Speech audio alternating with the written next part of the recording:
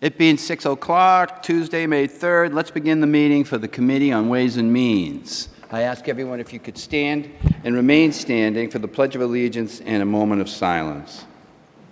I pledge allegiance to the flag of the United States of America and to the republic for which it stands, one nation, under God, indivisible, with liberty and justice for all. And now just for a moment of silence for all those serving in our armed forces, home and abroad.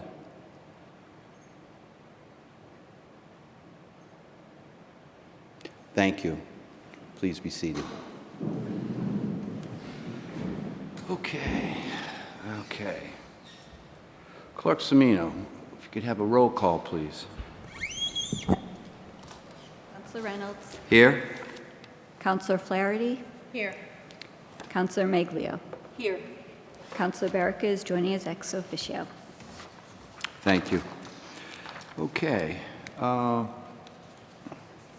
So there's a Ways and Means meeting. Technically speaking, we have no approval of minutes this evening. We have no old business scheduled for this evening. And the new business before us is to refer the fiscal year 2023 budget review schedule for presenters and department reviews.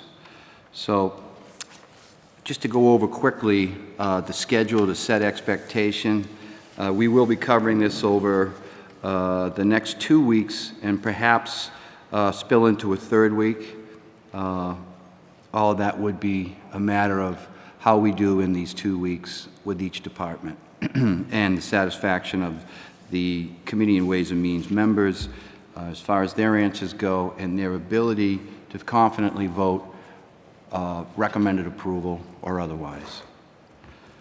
Just as a reminder as well, per the town charter of the town of Braintree, the council is in a position of oversight, and in the event of a item of question or perhaps of objection, the town council has only the authority to deny certain line items. We do not have the authority to add to the mayor's budget, nor do we have the authority to realign that budget or to redistribute any proposed allocations as they are presented in this document tonight. Tonight we'll cover the town clerk. Well, first of all, we'll start off with the fiscal year 2023 revenue forecast overview. That'll be followed by the town clerk's budget review, the human resources department's review, the library department review, and the town council review, which will be presented by Council Clerk Semino. Tomorrow evening we have a scheduled 6 o'clock meeting as well. That will cover only one item, and that will be the Blue Hills Regional High School budget. Next week, starting on Monday, we will be covering golf, the law office, the mayor's office, and finance programs. That'll be followed by Wednesday evening, 11th, of Public Works Department, the Sewer Department, the Water Department, and the Stormwater Department. All these times will be a start time of 6 p.m. On the 11th, we will be covering I just stated that. On the 12th, we'll be covering municipal licenses and inspections, Department of Elder Affairs, Planning and Community Development, and on the 16th, the following week, will be the fire and police departments. Education will be the last department for us to review, and that will be on May 18th. If there are any department callbacks, we have scheduled those for the evening of the 19th and, if necessary, the 23rd. So that'll be our schedule. If there are any changes, we will certainly make it a point to have that publicly announced. But at this point, that is the schedule as stated. So, first up this evening will be the town clerk. Excuse me, I keep tripping over the need for us to review the revenues. So for the forecast of 2023, Chief of Staff, Todd, I give you the floor. Thank you very much, Chairman Reynolds. Okay, let me just make sure of this.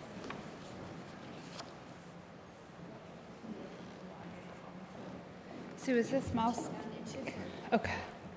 Yep. Oh, you just need to. Thank you. Okay.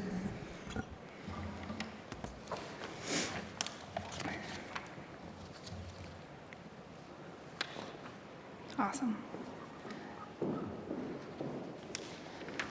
Okay, perfect. Thank you, Clerk Savino. Okay, thank you, Chairman Reynolds. Good evening, members of the Committee on Ways and Means, as well as President Barca. It is an honor to be here before you this evening to present our fiscal year 2023 budget as we begin the several week-long budget hearing and review process. Before I get started, I do just want to recognize a couple folks that are here with us this evening. Of course, to my left, Director of Municipal Finance, Ed Spellman.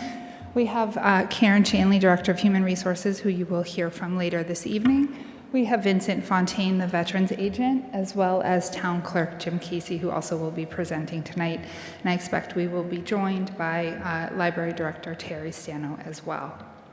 So before I get into the graphs, I just want to provide a little bit of an overview on where things stand and where some of these projections that are before you in the materials that were provided last week came from. So as I think we all anticipated, the revenue implications associated with COVID-19 continue to impact us, not just locally, but also on a national level. But fortunately, we are starting to see numbers trending in the right direction as it relates specifically to revenue, as businesses have reopened and operations have continued to move to a more pre-pandemic lifestyle format. As was reported to this committee last month, we've seen meals tax already reported at 103.24% with still a full quarter to go, as well as hotel tax revenue reporting in at almost 159%, again with still a full quarter to go. We are confident that as these upwards trends continue, along with the continued conservative fiscal management under Mayor Kokoris's direction, we are able to present this evening a fully balanced budget totaling $152,108,238 that does not include any reductions in force. It fully funds the continuation of the great services we provide, and as you'll hear from some departments, actually allows a step forward towards returning to fully pre-pandemic programming. It also, for the first time, includes fully funded police and fire overtime based on 3-year actual averages, and it returns to funding OPEB or other post-employee benefits for the first time since fiscal year 2020. As you will see in this evening's presentation and in the presentations from the individual departments, we continue to budget conservatively with a real focus on rebuilding our reserves, which, as everybody might recall, were most recently certified for fiscal year 21 at $4,707,796. And to look back over the last 5 fiscal years, this is actually the first time that the free cash general fund balance increased year over year. And we're hoping and working hard to ensure that that trend continues so that we can rebuild that balance. What you'll see in the revenue projections is a continued conservative estimation for local receipts, while also adjusting for some of the increasing trends that we've seen over the last several months, including an increase to hotel and meals taxes, as well as licensing and permit fees, based on the numbers that we've seen as of the third quarter of fiscal year 2022. As with last year, by continuing to budget conservatively, those numbers are going to help to prevent any shortfalls as we approach the end of the fiscal year, and in the alternative, provide a surplus for revenue that can be used to continue restoring programs and again rebuilding the free cash balance for future years. So while we're confident that circumstances are going to continue to improve and the revenues will increase as a result, the conservative financial management is a must to ensure our continued success. And that is what you're going to see reflected as the departments come before you to present their budgets. Additionally, I'd like to take this opportunity to report on additional funding that has come to the town in the form of grants. We have Lorraine C., who's our contract and grant manager, who works very closely with individuals in the departments to seek out, apply for, and receive grant funding. This year, we have received a total of over $2.6 million in grant funding, and that supplements our operating expenses and again helps take some of the pressure off the funds we're relying on from the general fund. Some highlights include a $25,000 fire safety equipment grant, over $772,000 for the Watson Park Shoreline Erosion Mitigation and Coastal Resiliency Improvement Project, which we've talked about recently, $1 million for the Armstrong Dam and Manatequit River restoration, over $14,000 from the Patrick Leahy Bulletproof Vest Partnership through the Police Department, $7,500 for thermal cameras in the Police Department, $50,000 for the Municipal ADA Improvement Planning Grant, over $65,000 for the Shared Streets and Spaces program for the South Braintree Square Improvement Project, almost $469,000 for school violence prevention programs, for over $47,000 for the Smith Beach Green Infrastructure Project, $55,000 for the Coastal Pollutant Remediation Grant and Stormwater Treatment at Watson Park. We've received a grant for the purchase of 7 air sensors through the Air Sensor Grant Program, and over $103,000 has been paid through FEMA reimbursement for direct COVID-related costs. In addition to those grants, we have several important grant applications currently pending, including the Drug-Free Communities Grant, which will help fund the substance use prevention program, the fiscal year 23 community project funding application for the Allen Street reconstruction, and a special thank you to President Baraka and Councilwoman Maglio for their letters of support for that project. We are preparing MassWorks grant applications, and we have a grant pending to convert the space at 2 JFK, right next door, to a regional emergency communications center that will provide 911 dispatch services for both Braintree and Randolph.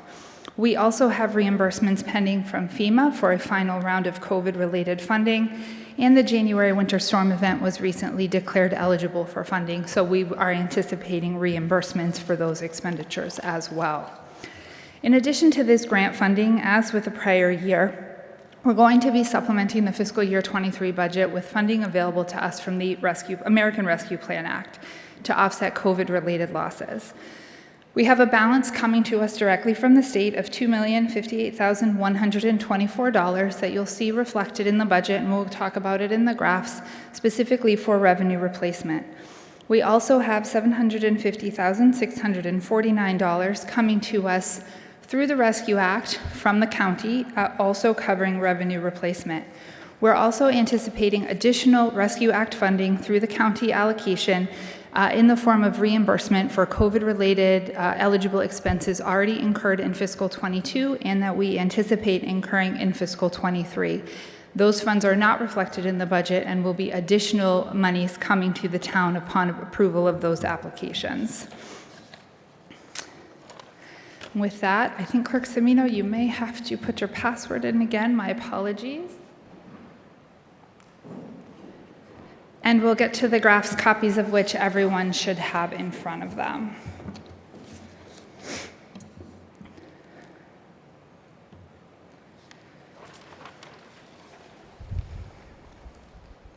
Thank you. Okay. So the first slide, for folks that are visual, as am I, what's on the screen is a copy of what you should have in front of you in paper form, and for anybody watching at home, this will be uploaded to the website in addition to the budget documents that were uploaded and publicly available last Tuesday at the conclusion of the council meeting during which the budget was presented. As I mentioned, the total budget, $152,108,238. That reflects an increase of just under 4.5%, 4.46%, or $6,491,022 over the fiscal year 22 budget. Major components of the General Revenue Fund include property taxes and state aid, our two largest components, followed by local receipts and then other financing sources. And we'll take these piece by piece. But just for review, the property taxes are in Appendix A of your binder, and those are up 3.28% over fiscal year 22. State aid is up 3.27% over fiscal year 22 and is majority made up of Chapter 70 or education aid and unrestricted general government aid, which you may hear us refer to as UGA. Then you have local receipts, which we'll detail again. Those are found in Appendix C of your binder, and other financing sources, which include things like the Rescue Act funding, the overlay surplus, and enterprise fund transfers. So looking first to state aid, coming in at $26,365,682, broken out into several categories, the largest of which at 73% is our Chapter 70 funding. And that's funding that's specific to aiding school-related operations. And while we've seen an increase of just over $900,000 statewide, there was an increase of about 8% when it comes to Chapter 70 funding. You also then see the UGA, Unrestricted General Government Aid, coming in at $6,458,849. The majority of the UGA funding comes from lottery revenues, and it initially was aid that was divided into two categories, and I think around 2010 was combined into one. And it was initially intended to serve as an equalizer, where municipalities of lower property wealth were seeing a larger amount of funding overall across the state. This is now one change being paid monthly, which more closely aligns to the payment of payroll and benefits, and it helps in the tracking of the funds as it comes in. Some of the other items you see are charter tuition reimbursement and public libraries. Both of those are up over 22. And veterans benefits, state-owned land, and exemptions, all of which are down when compared to fiscal year 22. So then you have the state aid offsets and assessments. So as you can see in the chart that's in your binder in Appendix B, we have the state aid totals that are coming to us, but those who giveth must also take it away, and there are some assessments and offsets that reduce the total number. And so these are the categories of funding that the state utilizes to reduce local aid, and this year our offsets and assessments are actually increased by $302,311.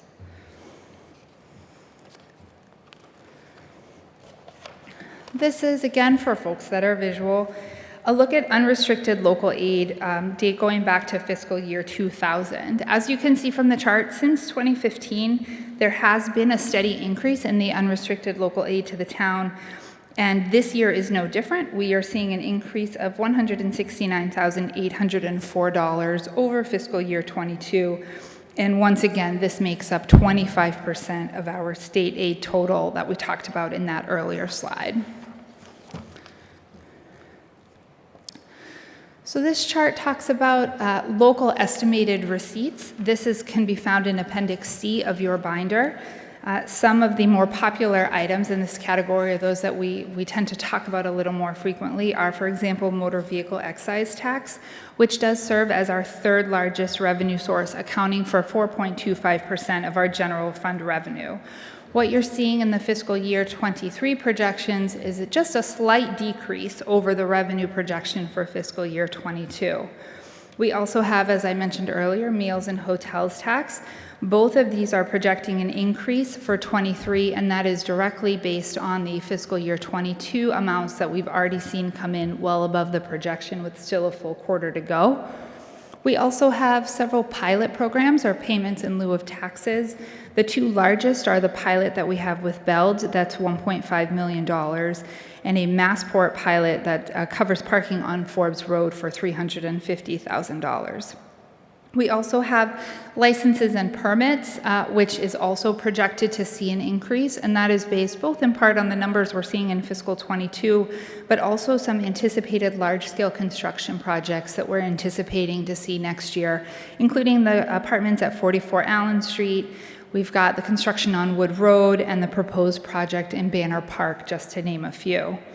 We also have a miscellaneous non-recurring revenue at $950,000, and that ties directly back to the sale of the property at 44 Allen Street. We've received several payments. We have 3 payments left to go in accordance with the executed purchase and sale agreement, the final being that $950,000, which will be the balance of the purchase price, and that is due no later than October 15th of this year. We also have miscellaneous recurring revenue, which includes some federal government aid through Medicare Part D reimbursements and grant reimbursements for retirement, as well as the agreement that we have for the provision of services at the South Shore Plaza. We also have some items that have been level funded based on revenue that's come in this year so far. That includes penalties and interest. The trash fee will remain. The fees portion, which is made through the CMAS check that we receive, rentals, cemeteries, and fines. And then we've also made some reductions around school transportation fees again, because we're experiencing a slight decrease in those fees this year.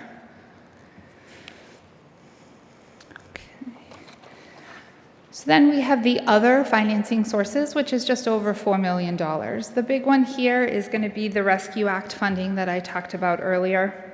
We also have the enterprise fund transfers from golf, water and sewer, and stormwater, and those monies are used to cover some of those administrative expenses that the town incurs in supporting those operations. Processing payroll is a great example of that. We also have the overlay surplus, which is a pretty standard projection, and that's based on monies left over in what we set aside to cover tax abatements and exemptions. And then we have the Waterways Fund, which includes the sale of mooring permits and half of the funds received for boat excise taxes. One thing I want to note while we're looking at this slide, in the original materials that were provided, there was a slight discrepancy in the American Rescue Plan Act dollar figure. The actual amount received or anticipated to be received in 23 is $2,808,773. There was an inadvertent increase of about $90,000 reflected in the original documents. We will provide more formal revised materials, but I did want to flag for you that we have adjusted that amount in the other financing sources and will be increasing the meals tax projection in the amount of $90,000, which we think is still consistent with the money that we've brought in this year and is not going to result in any shortfall in that account in year-end fiscal 23.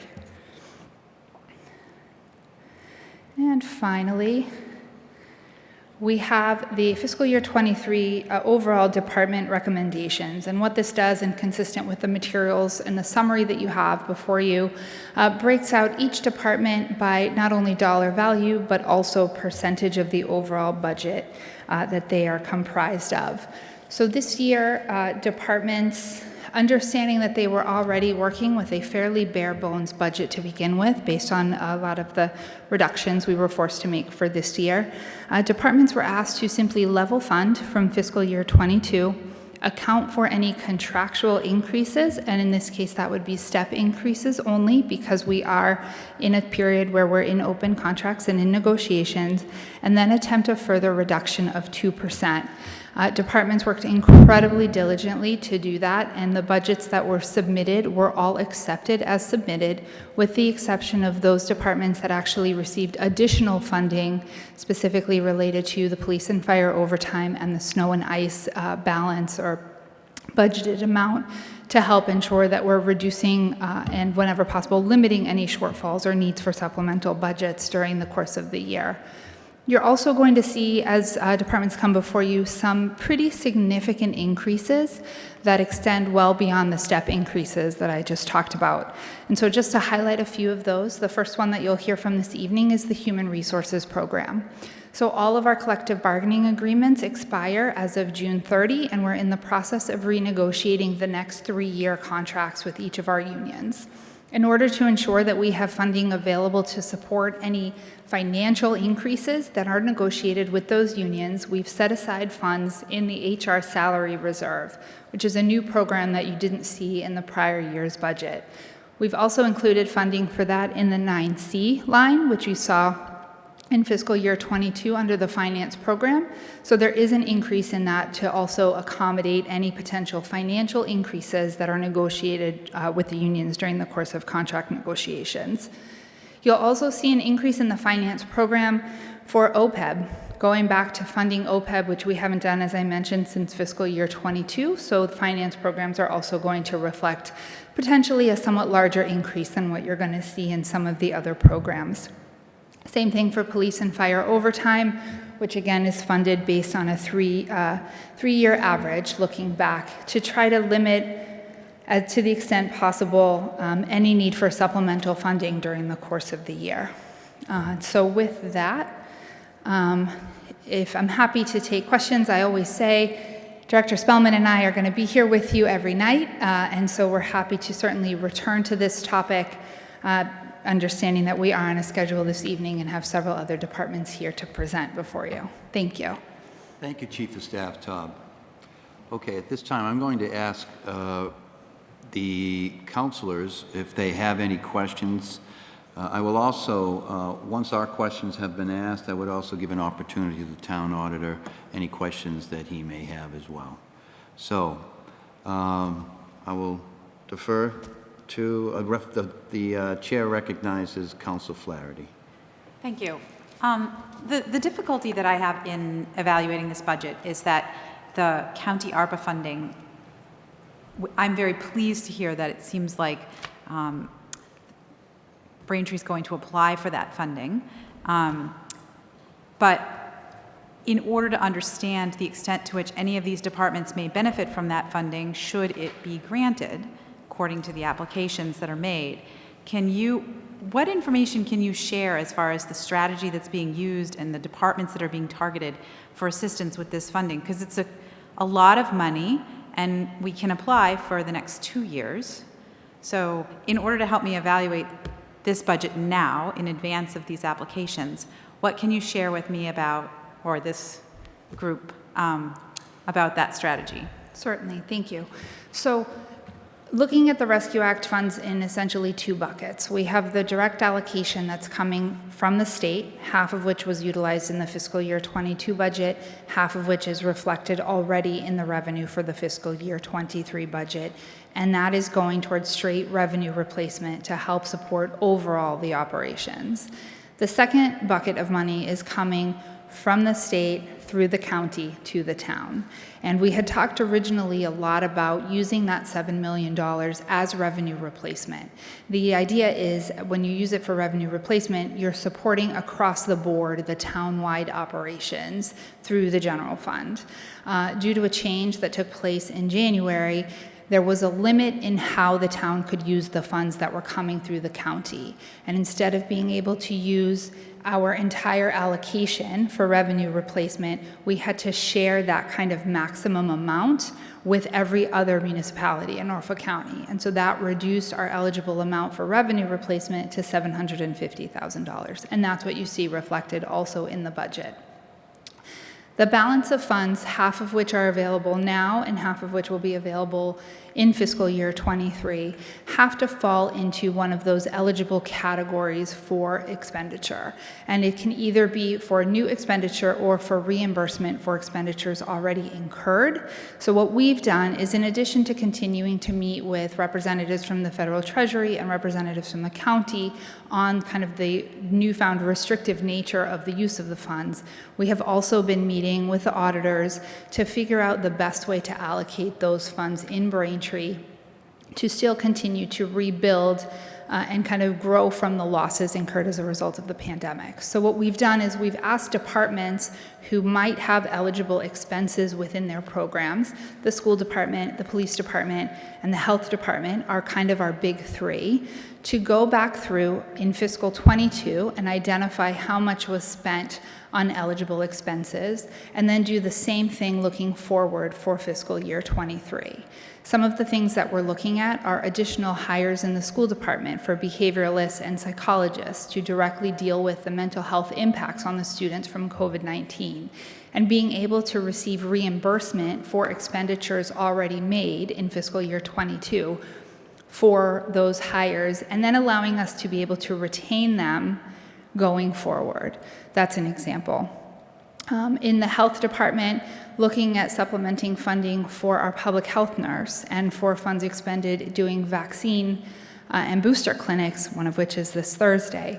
Also looking at helping to support the substance use prevention program, and whether it's through new expenditures or reimbursement for expenditures already made that have already been budgeted for, again, helping us to rebuild from having to make these expenditures or having to make cuts as a result of the losses due to the pandemic. Same thing for the police department through the Family Services Unit. They do an incredible amount of outreach in partnership with the schools, in partnership with the in partnership with the partnership as it relates to substance use prevention issues, and there are costs associated with that. There's equipment costs, there's overtime costs, and so looking to see if we can't take the funds as a lump sum and put it into free cash or put it into the general fund, how can we spread it out so that we're still supporting those essential services without having to make any further reductions in either other programs or in those programs to compensate for the losses. Okay, so just so I make sure I understand, it sounds like you're proceeding with a two-pronged effort. One is to argue against the rule change that prevents us from taking the entire sum as revenue replacement, and the other is to talk about how to make application for either new expenditures or reimbursements according to the rules as they are stated.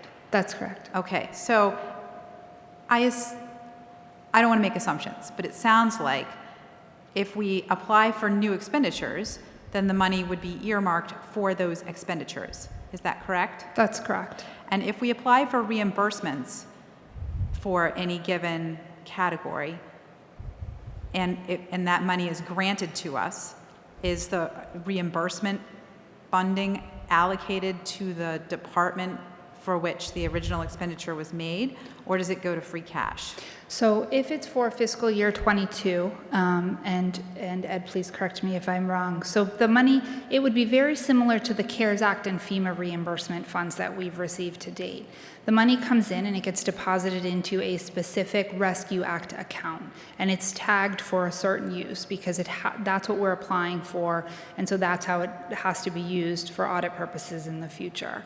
If it's for an expenditure that's already made, like for example, the hiring any number of those positions through the school department, we would take those expenses out of the school's budget and transfer it to the Rescue Act fund. So at the end of the year, any excess that remains would roll into free cash as any other surplus would at the end of the year. So if you applied for money to cover hires for schools and then received that money, you would put it in the school budget and then pull an equal amount out of the school budget to put into the general fund? Effectively, if it was a reimbursement for fiscal year 22, given where we are in the year, the funds would likely roll into free cash at the end of the year, because the expenditure has already been made and paid for.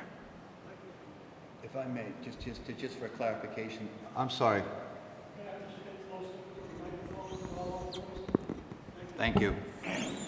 Okay, so just as a clarification on that point, I understand what the rules are. They have to be applied specifically to these very specific areas as stated by the ARPA criteria that is funded through the county.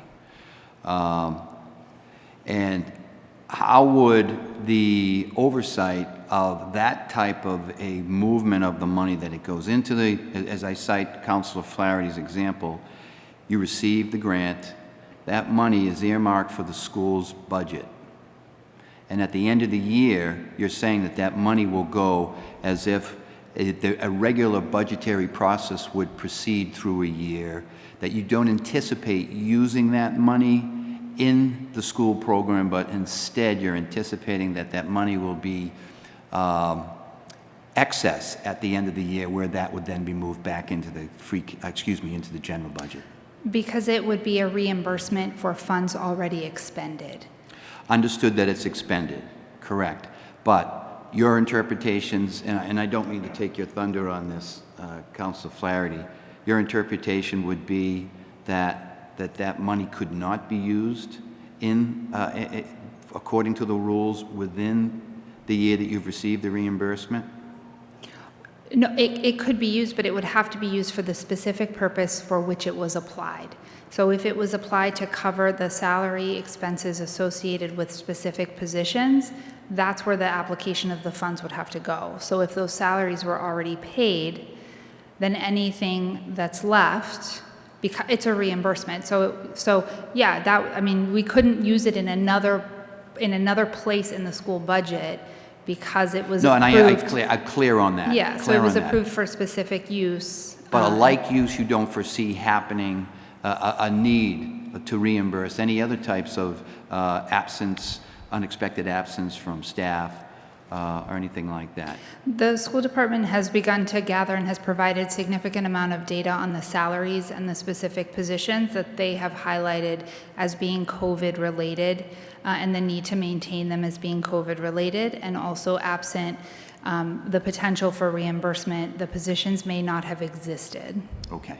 I'm going to stop my questioning. Thank you for your answer, and I'm going to Certainly. turn the table back over to Councilor Flaherty. Well, before I continue, I just want to make sure, does anybody else have questions concerning the ARPA funding?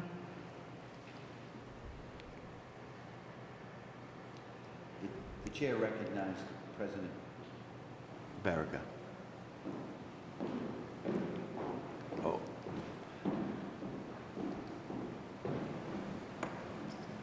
That's fine.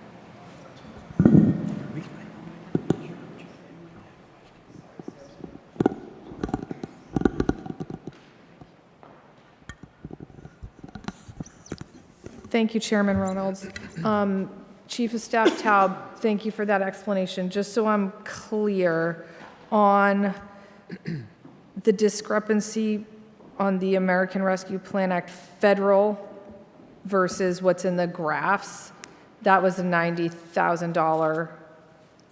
So where's the $750,000 from the county in here? So that is also included in that other financial number. So bear with me here 1 second. I can break it down.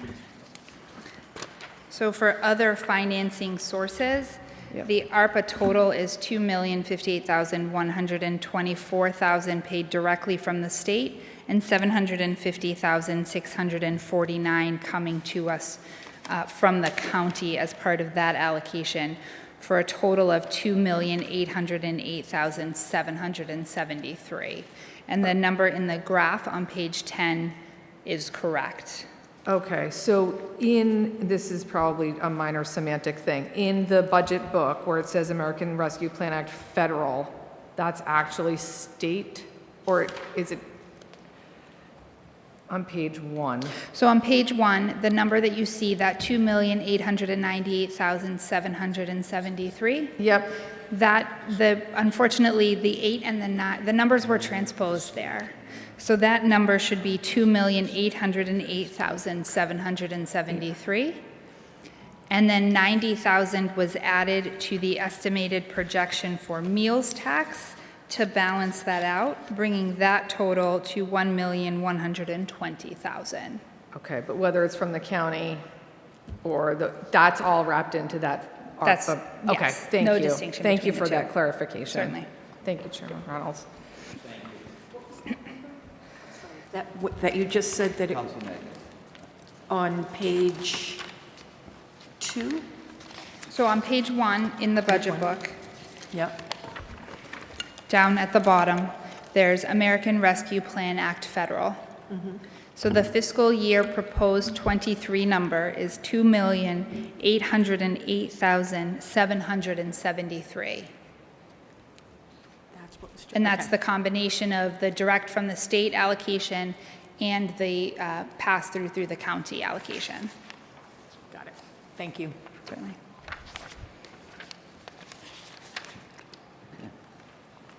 All right, are there any further questions on the ARPA line item? We did also receive a series of questions from Town Auditor Sean McGoldrick. Responses were provided earlier today, and as with prior years, as we go, we will upload to the website all the questions and answers so that if the public can't make it to a hearing or wants to review the information that's been provided, they'll be able to get that from the website as well.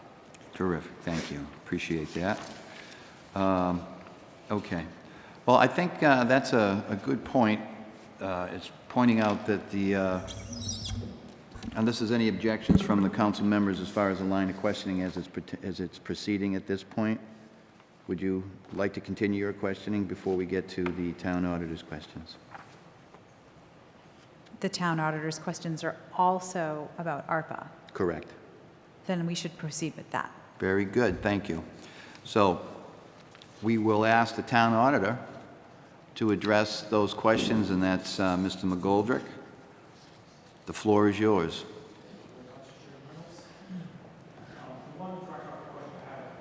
Answered. When we first looked at the ARPA funding sources, yes, there's the NEU, the direct component, then there's the county piece. We've covered both of those, and yes, there was a $90,000 difference. We've noted that, so that the total funding for ARPA is going to be $2,808,773,000. That is their rest of their NEU allotment for direct revenue replacement in the county portion. During the interim final rule, the rule was silent on how the county could allocate their revenue loss components. Since the final rule became final in January, it clarified that where their $10 million standard allowance was just that. It wasn't $10 million per community, it was $10 million overall, and they have allocated that out to their member communities. The county could have kept it for themselves and done county projects, but they did allocate that out to their member communities. Full disclosure, CLA is working with Norfolk County, so that's why I know this. But I believe that's it for the ARPA component.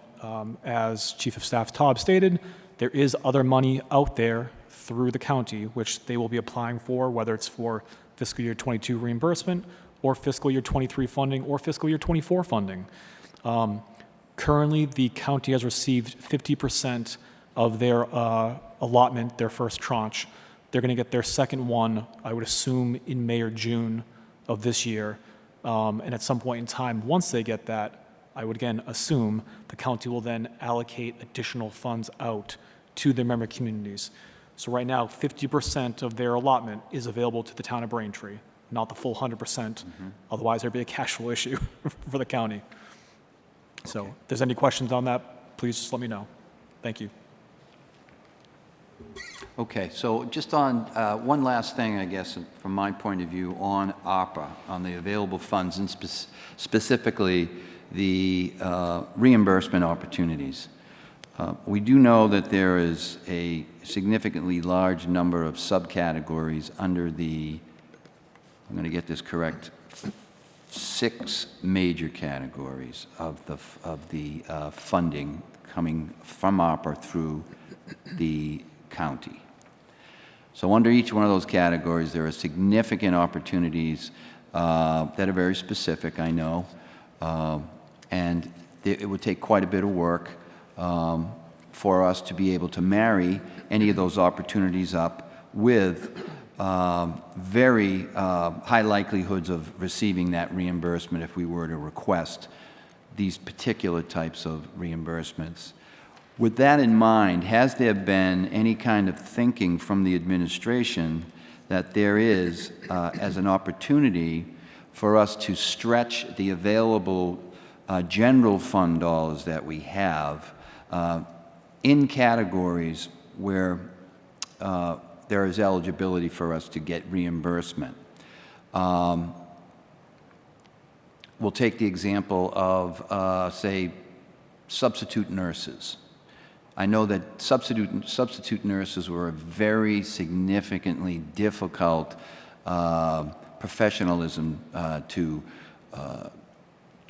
backfill during COVID, and that there was a big demand across the competition for that type of a demand was significant. So the town of Braintree would have had to incentivize those professionals to come and work for Braintree, to be available for Braintree.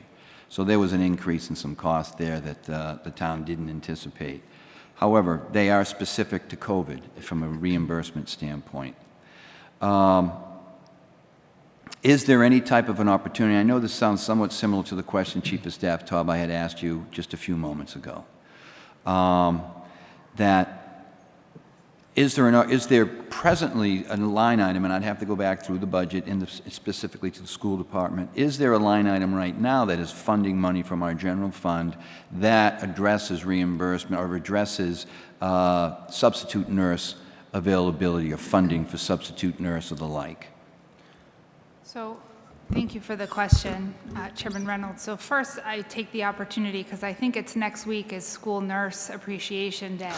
We were very fortunate that throughout the pandemic, in addition to having our nursing staff here at Town Hall that included some retirees that came back to join us, we also had the incredible benefit of the school nurse team that without hesitation jumped in to help with contact tracing, and when we finally started administering vaccine with vaccine administration. So I want to just take that chance to recognize them. Duly noted. Very in nice. advance of next week's formal Appreciation Day. I think the short answer is that probably yes, there are expenditures in multiple programs, as I mentioned, that we've been looking at that could be replaced, that the general fund source could be replaced with Rescue Act funding.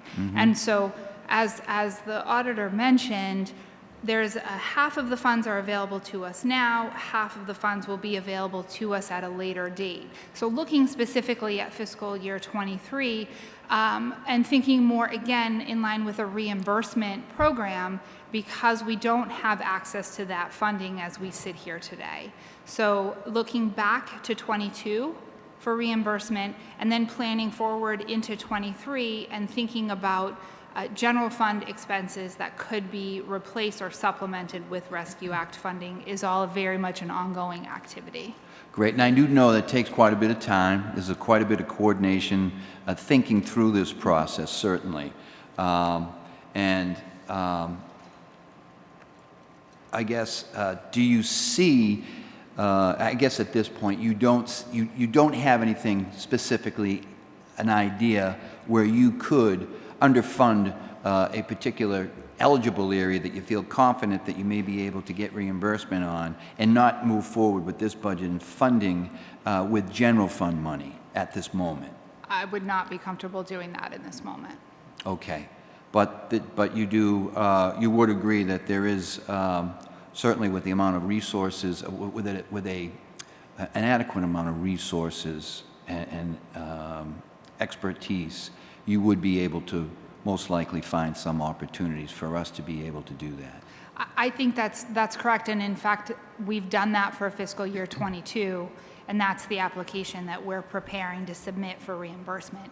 We're going line by line with departments through their programs with kind of the ARPA categories on one side and the programs on the other, and matching up those items that appear to be aligned, and then you still have to go to the 400-plus page actual final rule and make sure that what you're getting in the substance aligns with what you're seeing kind of in that high-level summary that you're provided for in the eligible categories. And just, I guess the individuals or the department or the area of the administration that would be primarily responsible for going after that, writing the funding up, the grant requests up, is already a department that is significantly employed.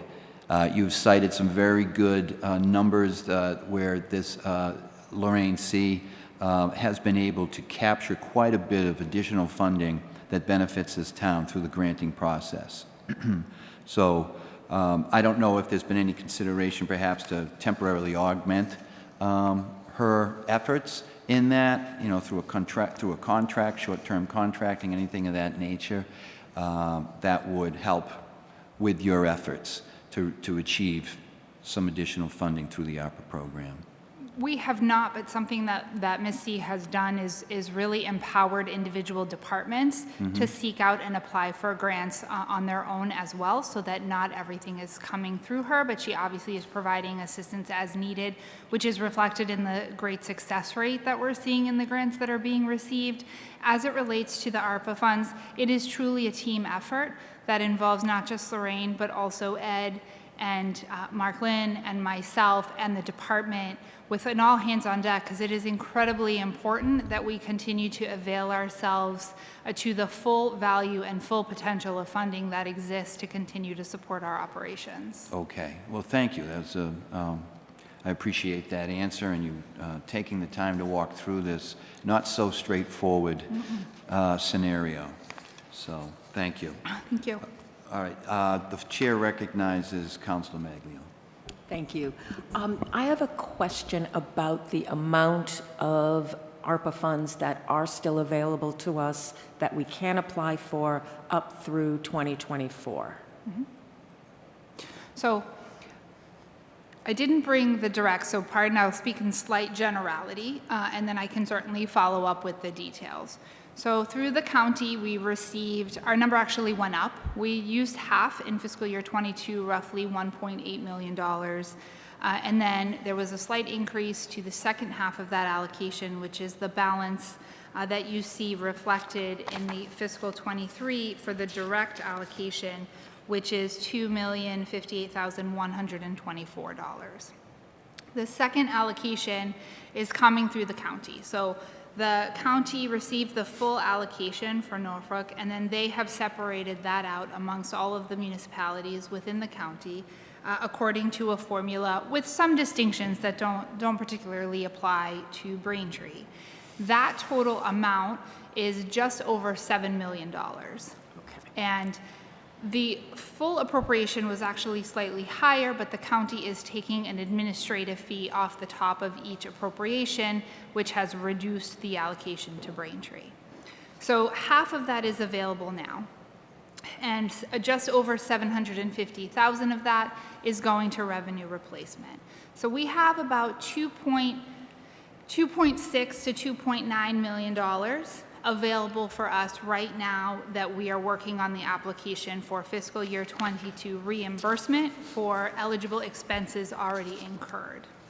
At some point, looking into the future, the county will release the other half of our $7 million, and we'll go through the application and review process at that point as well. So approximately what we have is about $2.7 million that we can apply for FY22 for reimbursement or new. Yes. We also have another 2.6 we can apply for FY23 or 24. Correct. Okay, so 2.6 and 2.6. Roughly, and I'll Roughly. follow up with the to the penny because I don't want to misspeak, and I Sure. don't have the numbers in front of me. Sure. Okay. All set? Thank you. Okay. Yes, the chair recognizes Councilor Flaherty. I just wanted to be clear. The formula renders $7 million for Braintree, which we'll divide into two parts. But we're not in competition with other municipalities for that money. All we have to do is show the county that we are applying for it according to the parameters they've set. That's correct, and each category comes with it specific data requirements that have to accompany the application. Okay, and are individual departments empowered to apply for ARPA funding, or is that all going to filter through the mayor's office? That all filters through the mayor's office. We've designated, I think, Lorraine and Ed as our specific points of contact because you apply through a portal, and so we had to designate individuals to be responsible for that. So back to the original question that I asked you about what the strategy was as far as applying for the ARPA funding is concerned. If all the departments are able to come up with ways in which they qualify for ARPA funding, which is pretty broadly construed in my inexpert reading of it, as department chairs indicate to the mayor's office what they think they might qualify for, you mentioned that the mayor's office was targeting schools, police, and health. And those are going to be the priorities? Not necessarily the priorities, Councilor Flaherty. That is where we are starting, because those are some of the more obvious categories that fall into the eligible expenses. Okay, so those are the most obvious categories that we think we qualify for. Are there departments that the mayor is specifically looking to supplement by making a particular effort to find ways to qualify for funding?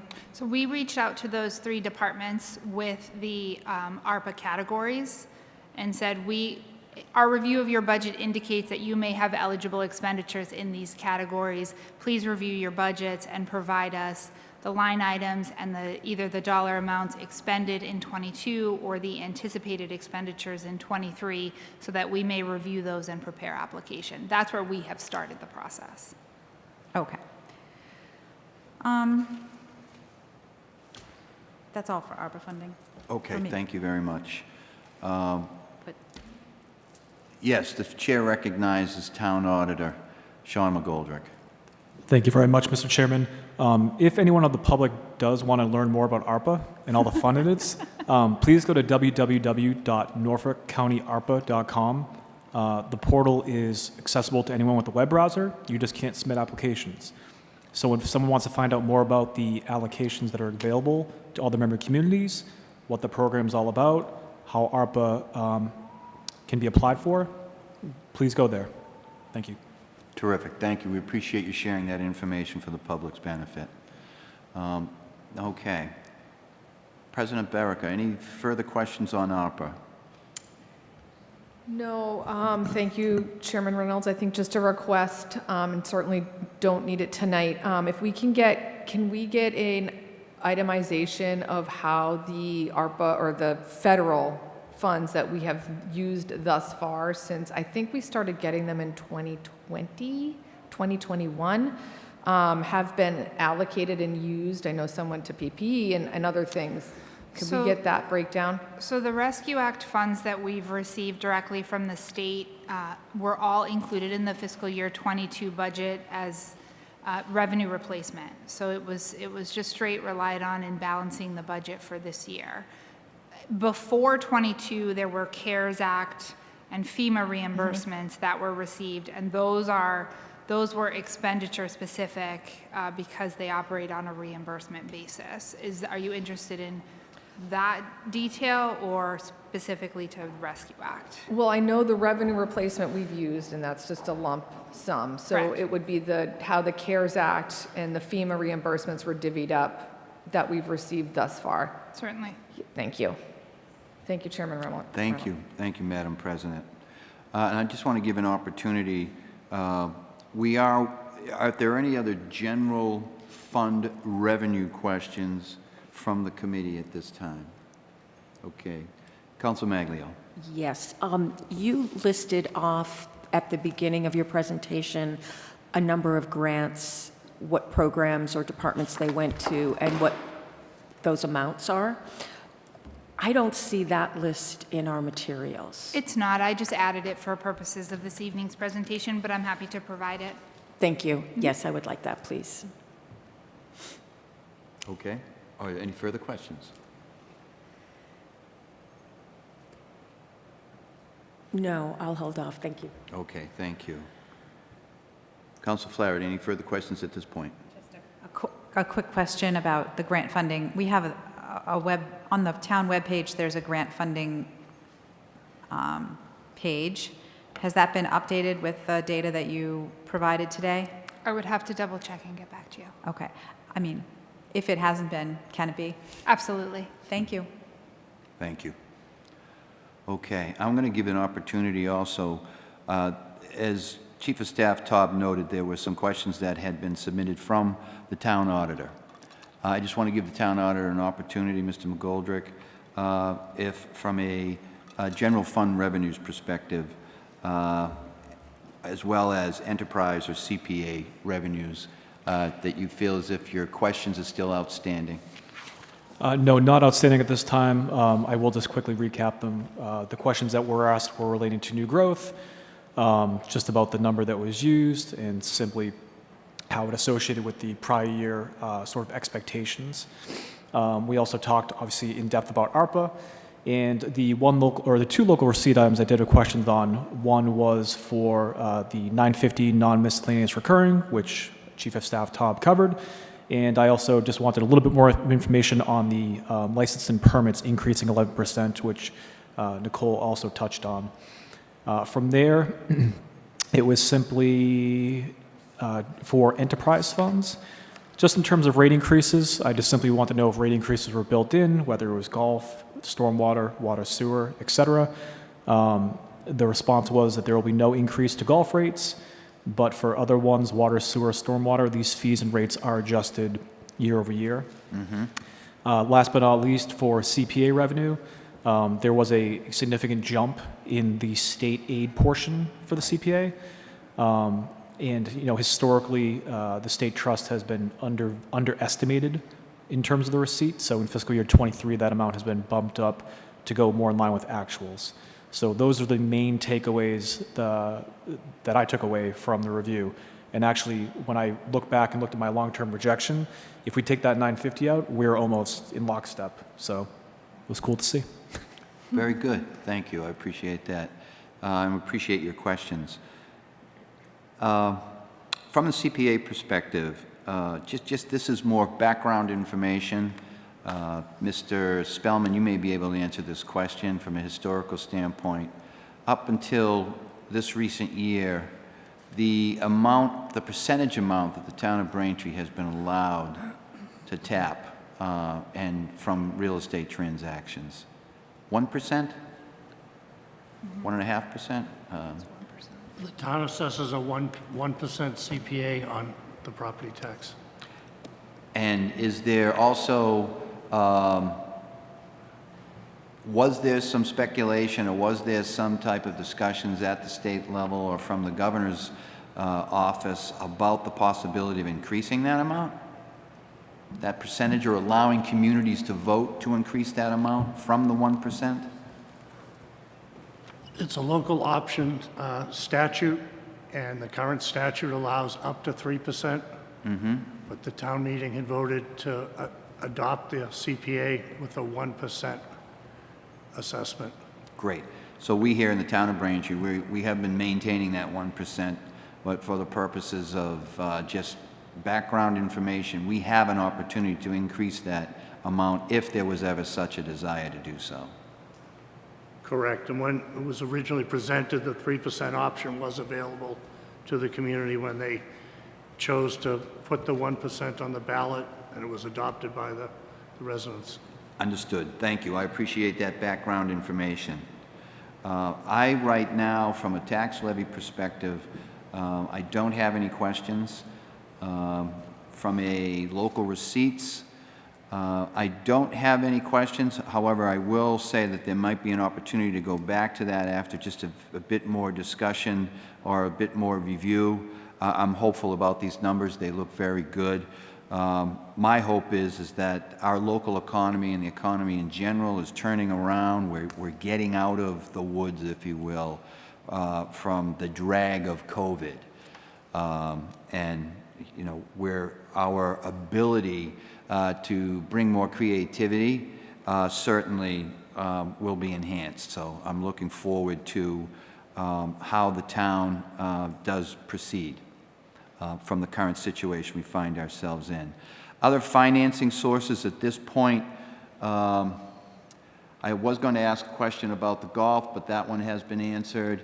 I'm very comfortable with the water and sewer process and how those rates are being set.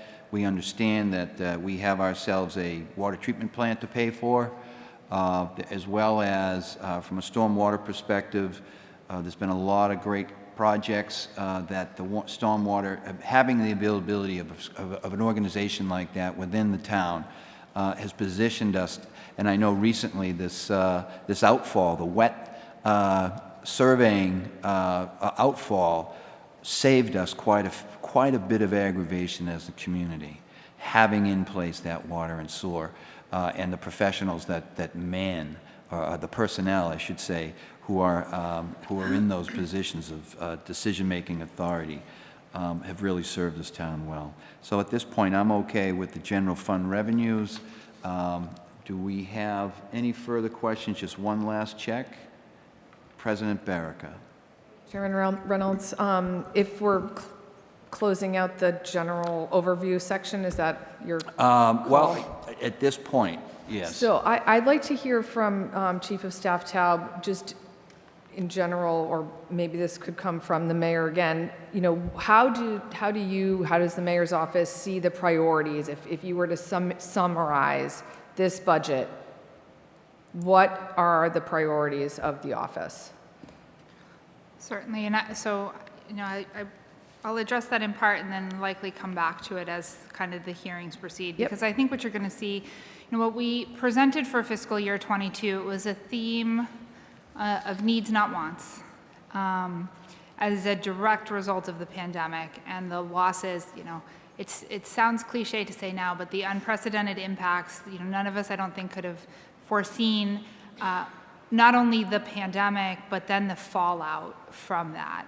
And that hit on every level. It hit mental health, it had an adverse financial impact, and we continue to feel that impact as we sit here and prepare for effectively year 3 of COVID-19. And so what we're doing is we are rebuilding.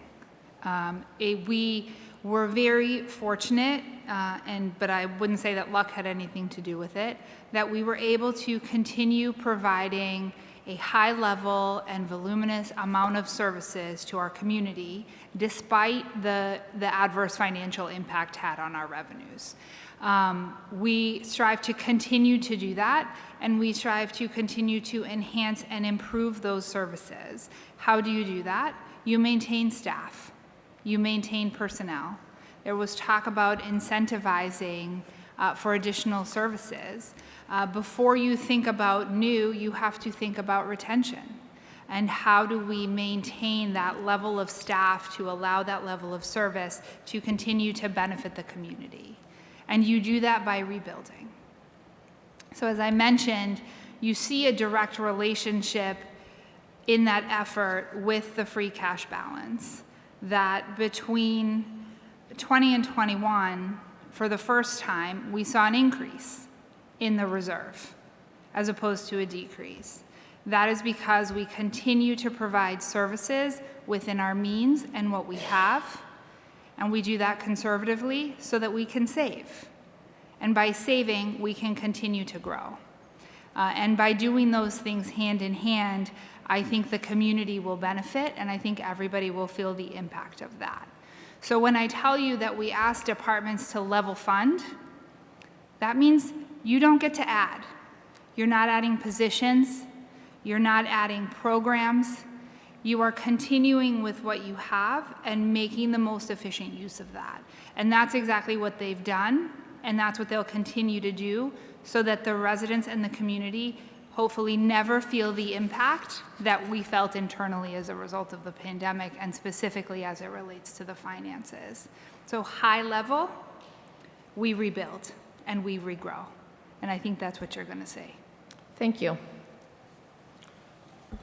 Thank you. All set, thank you. Thank you for that answer. Just to touch on that, I was going to ask a question, and I will wait till the Human Resources, till Director Shanley is answering the questions.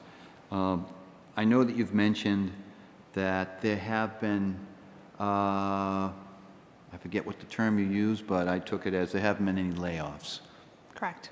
Okay. During the pandemic, we reduced hours of some of our staff, but nobody lost their position. Okay. Hours were reduced, they were able to collect in other forums, and then everybody was fully restored. Okay.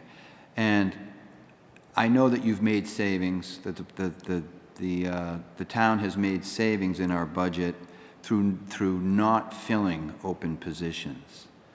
I know that the position had been funded in the beginning of the 22 budget, is that correct? For the ones that were not filled?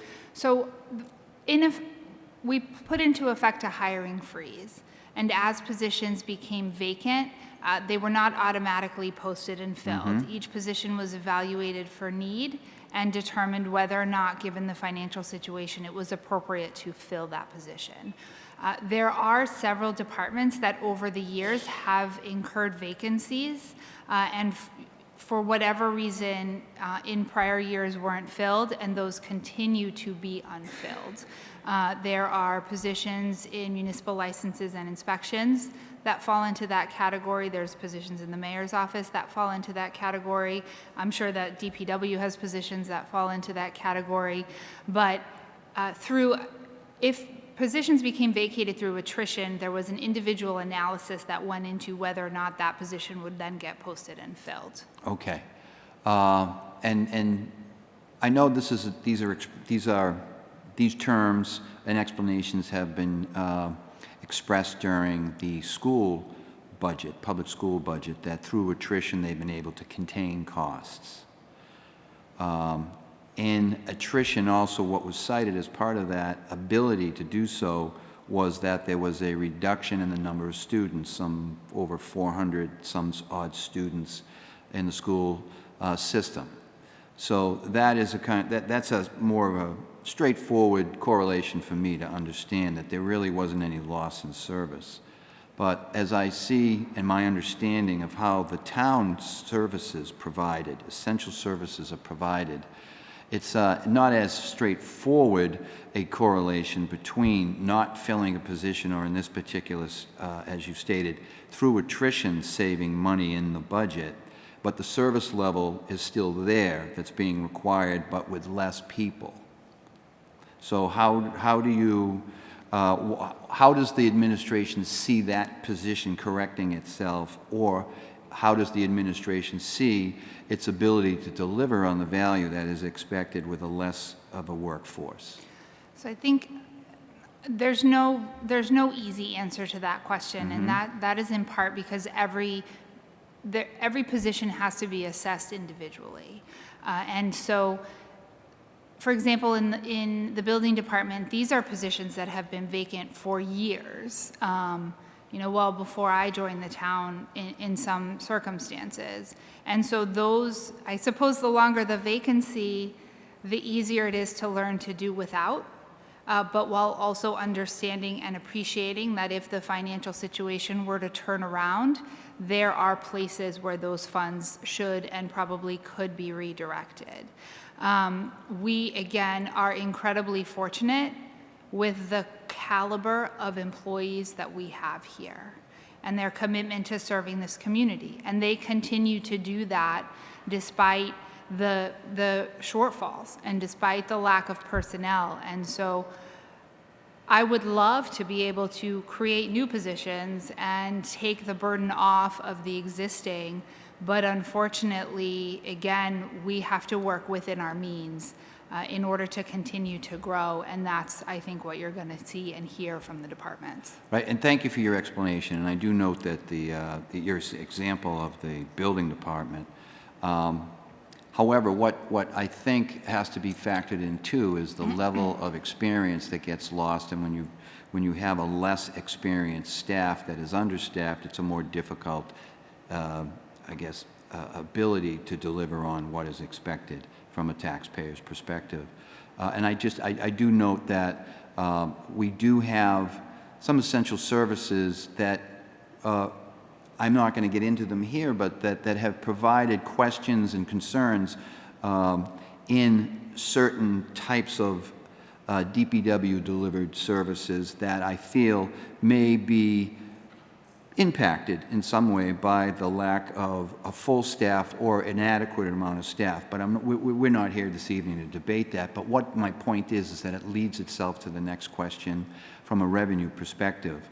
I'm very optimistic. I'm very glad to hear some of these other financing sources that have been increasing. Room tax, meals tax, some unexpected revenues from movie and TV, a couple of instances that occurring through the year.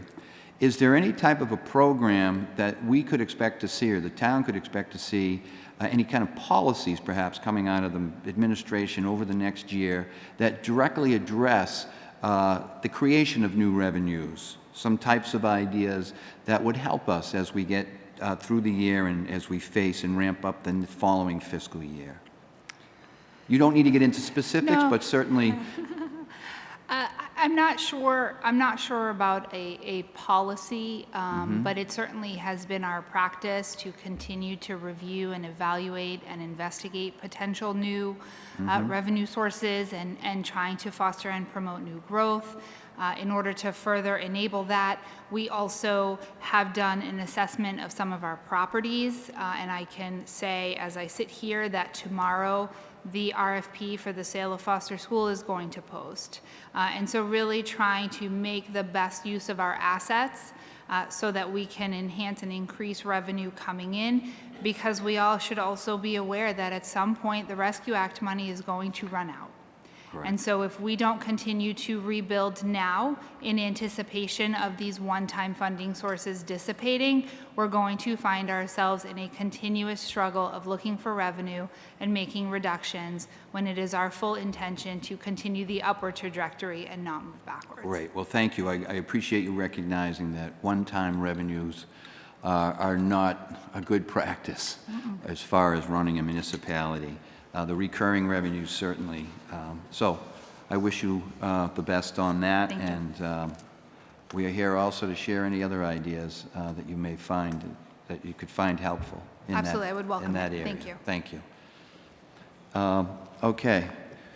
So I think for this evening, our questions on revenue have, we've asked a number of questions on revenue. I think for the most part, those questions have been answered. There are going to be a few follow-up items. We appreciate that. So for the time being, I would set aside this topic of the revenue. I don't believe we need to take any kind of vote or action. It's just that we set it aside and we move on to the next item. So next up, we have the town clerk.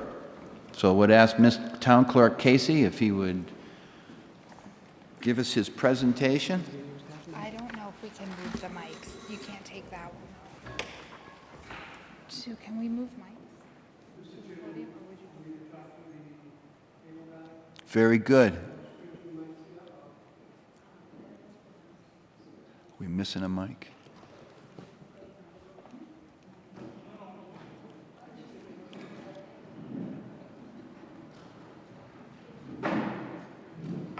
There you go. Problem solved. Problem solved, and I get to All sit. right. Thank you.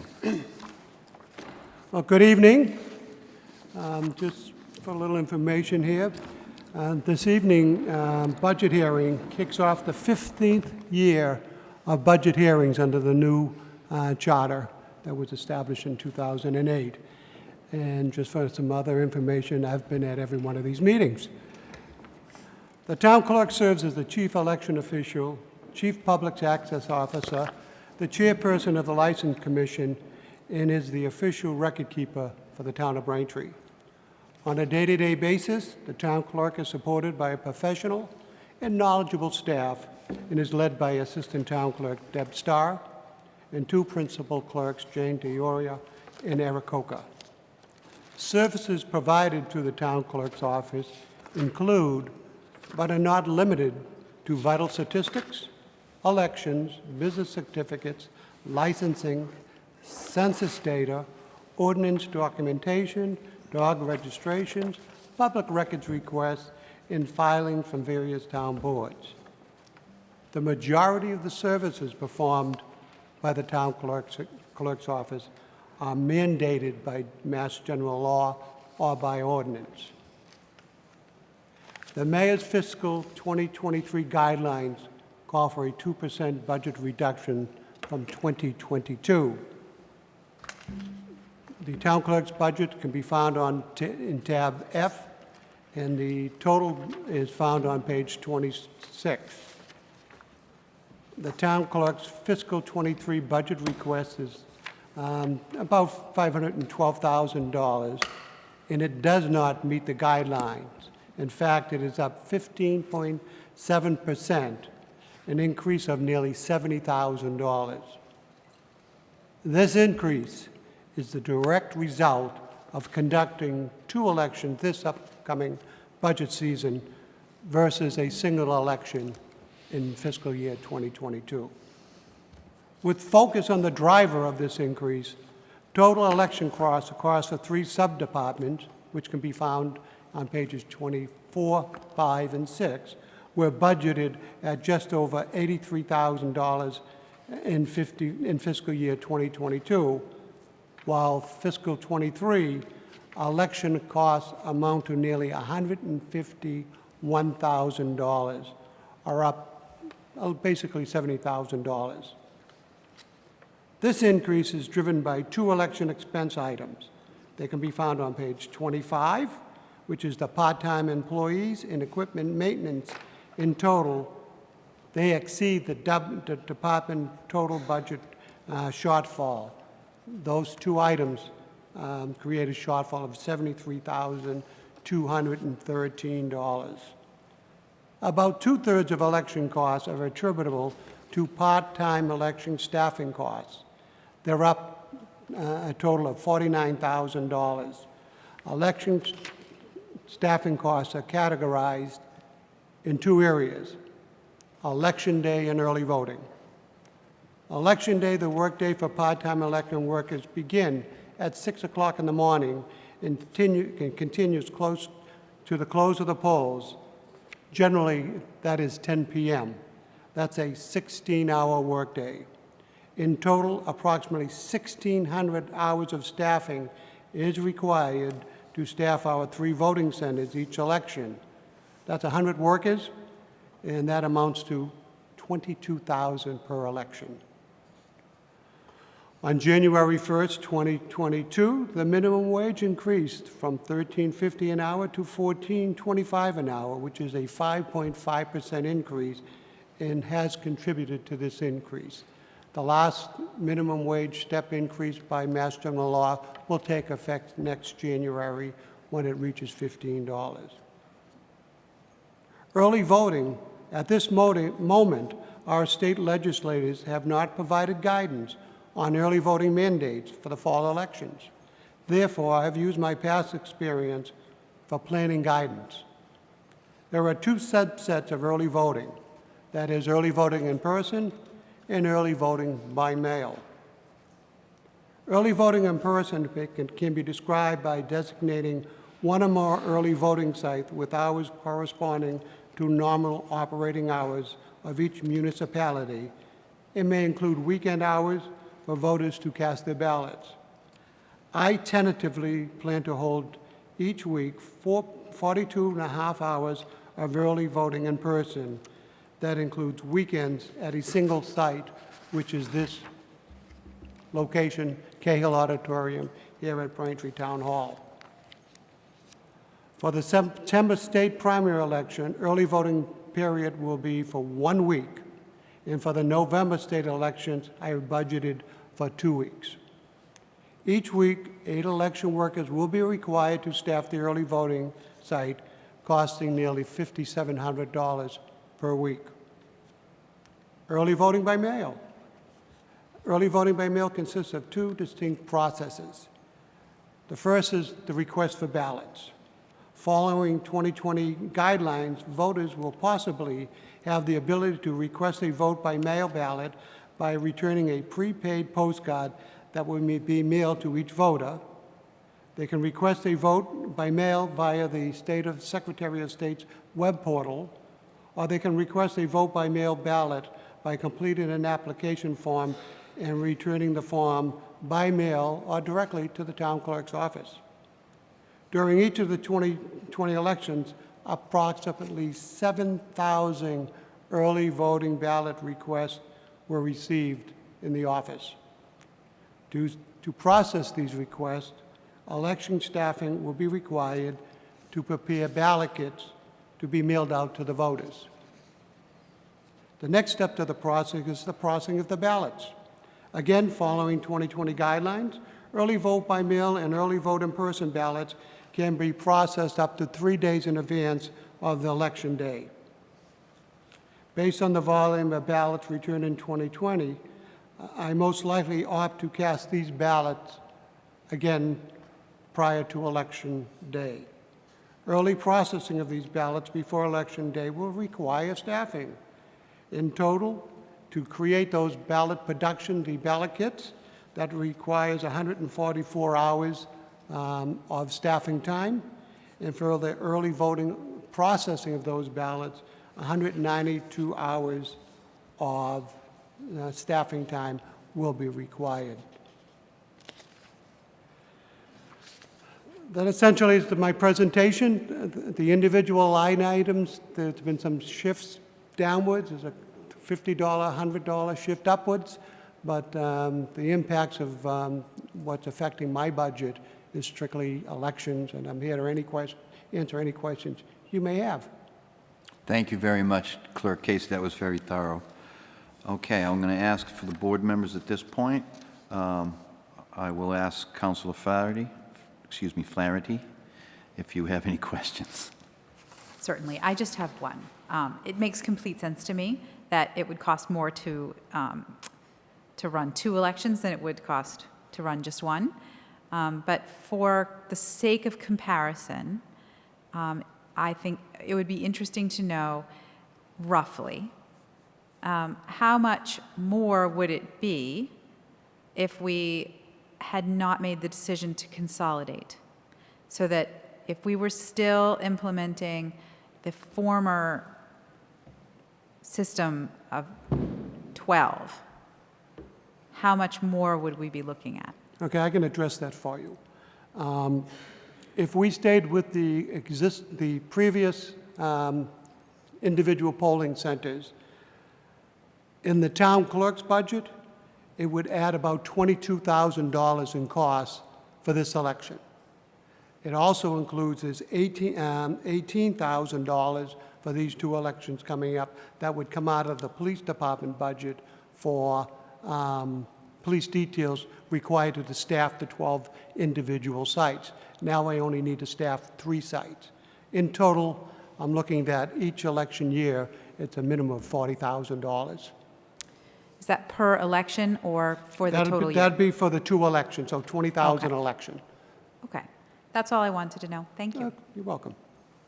Is that just one question on the police detail? Does that come out of your budget? No, that's out of the police department's budget. Okay, just clarity. Thank you. Any questions? Councilor Maglio. I do have a quick question about that. Councilor Flaherty asked what was on my mind. I am wondering if there were 6 locations instead of the 12.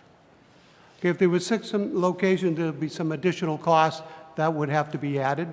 One, I would have to add 3 more police officers to cover those 3 other sites. So there's a minimum of $3,000 per election for that.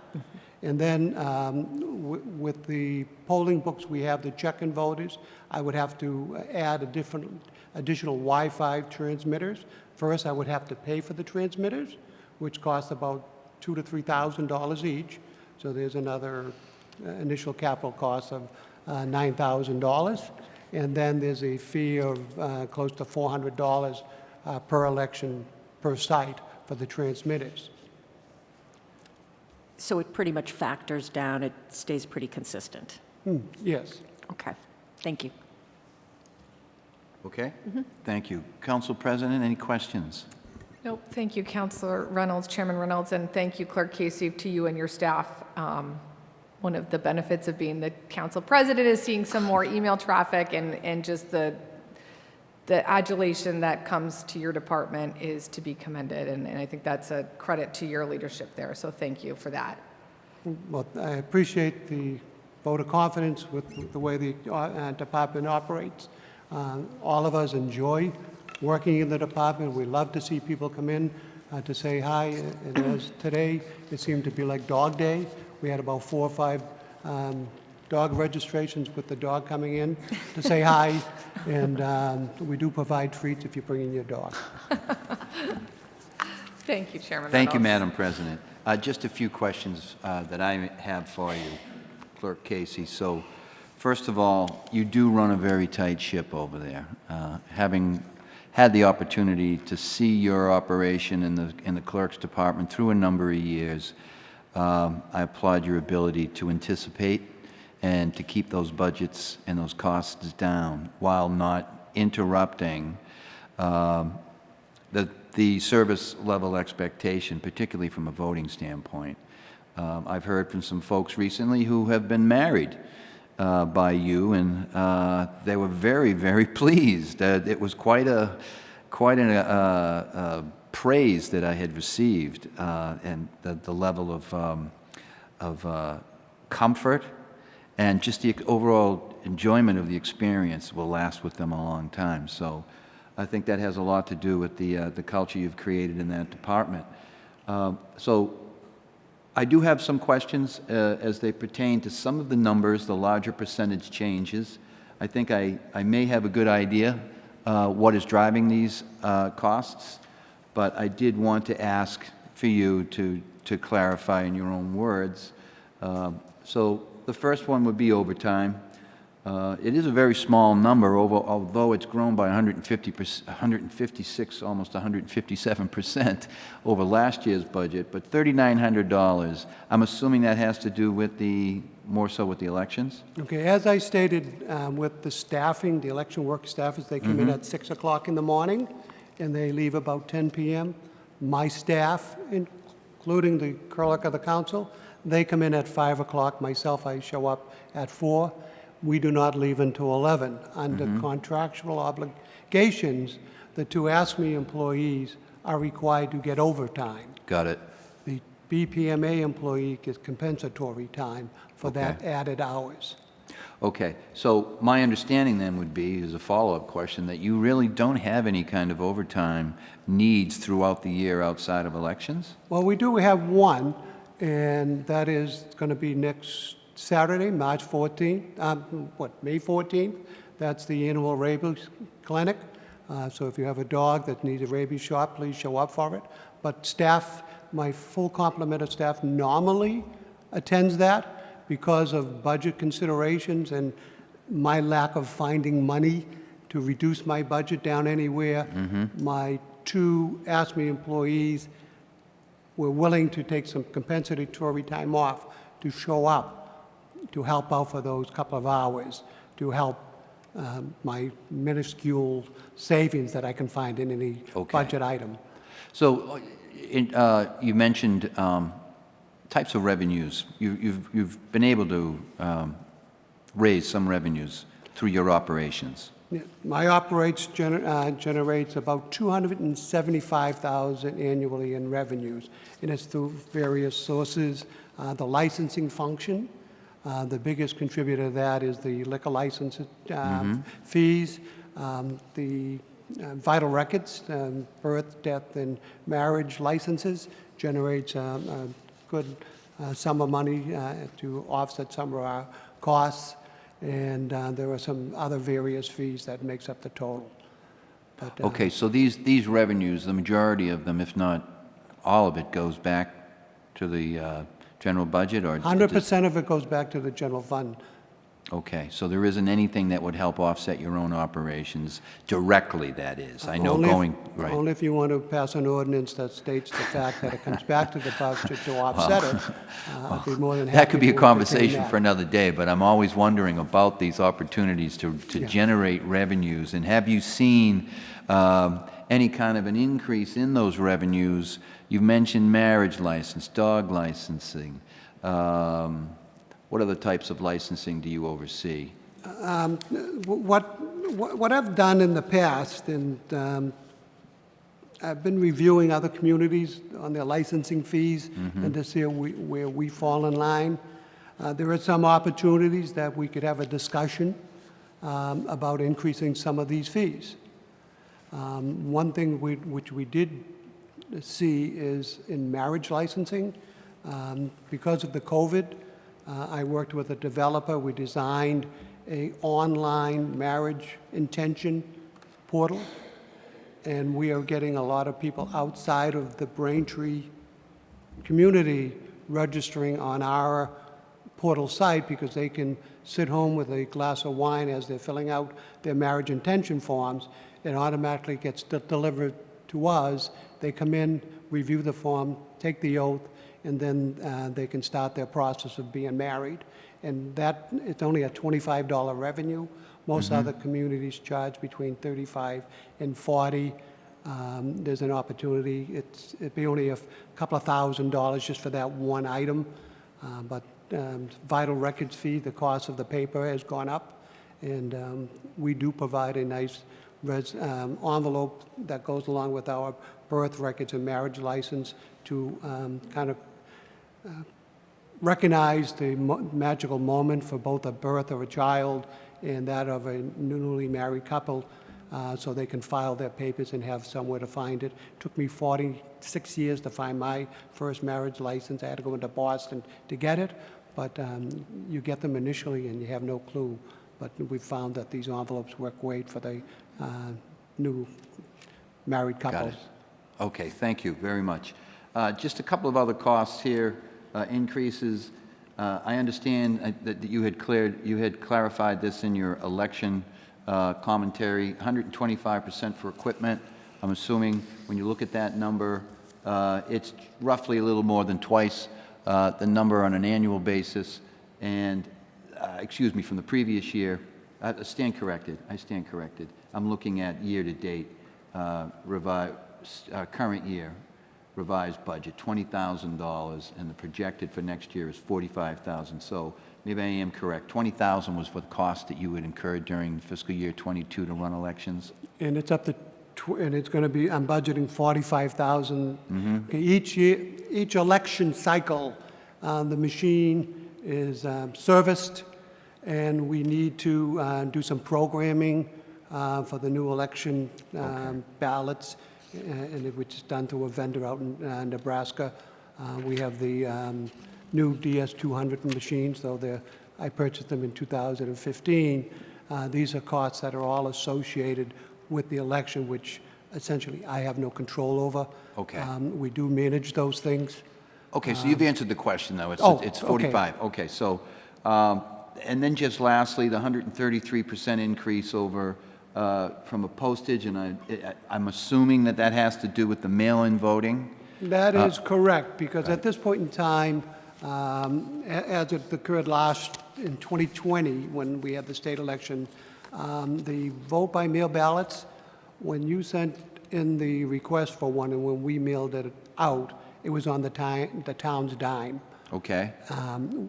We did get some reimbursement through the COVID Act at that time. But going forward, do you see that it's going to be the same cost breakdown and also what you incur? Yes, I believe it is. I don't think there's anything, I haven't heard anything planned that the state will reimburse us for those costs for this. And is there any pending legislation right now that may be changing that pattern of voting? Well, there's some changing. Or opportunity or option? There's some pending legislation that will actually add some additional costs to our election costs here. They're talking about same-day voter registration. And if that comes into play, that means I would have to station a person at each polling location to assist voters who have are not active voters or not have ever registered to vote, to register them on those sites. So if I had 6 locations or 12 locations, those would be additional added costs to all of those. Okay. So, okay. So, and do you anticipate any changes to that within this fiscal year? I anticipate that in July that the fall election legislative act will be passed, and that they will have same-day voter And do you feel as if registration. I feel that you have the adequate funding? I anticipated that that was going to happen, and I put in three individuals in the cost of their fees into that. Okay, thank you. Appreciate that. I don't like surprises at the end of the fiscal year. I want to give money back versus ask for more. Okay. Well, thank you. You've answered all of my questions satisfactorily. I appreciate that. Great. Thank you. Unless there are, and I just want to make sure there are any additional questions from the members of the Ways and Means. Okay. Well, thank you for your time this evening. Well, thank you kindly, and you all have a great night. Thank you. You as well. Thanks. Okay. Next up on our schedule, we have Human Resources Director Karen Shanley. Come on down.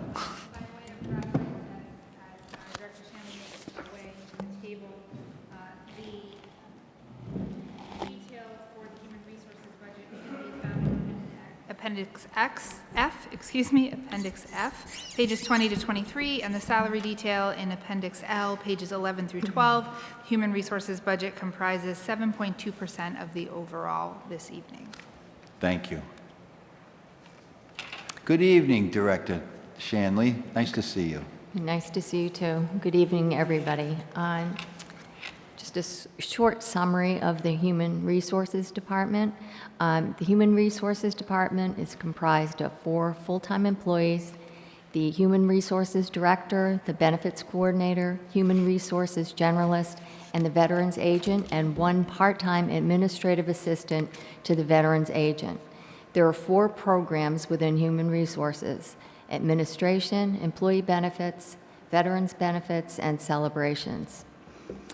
Our department is responsible for coordinating hiring, resignations, and retirements of all school and non-billed employees.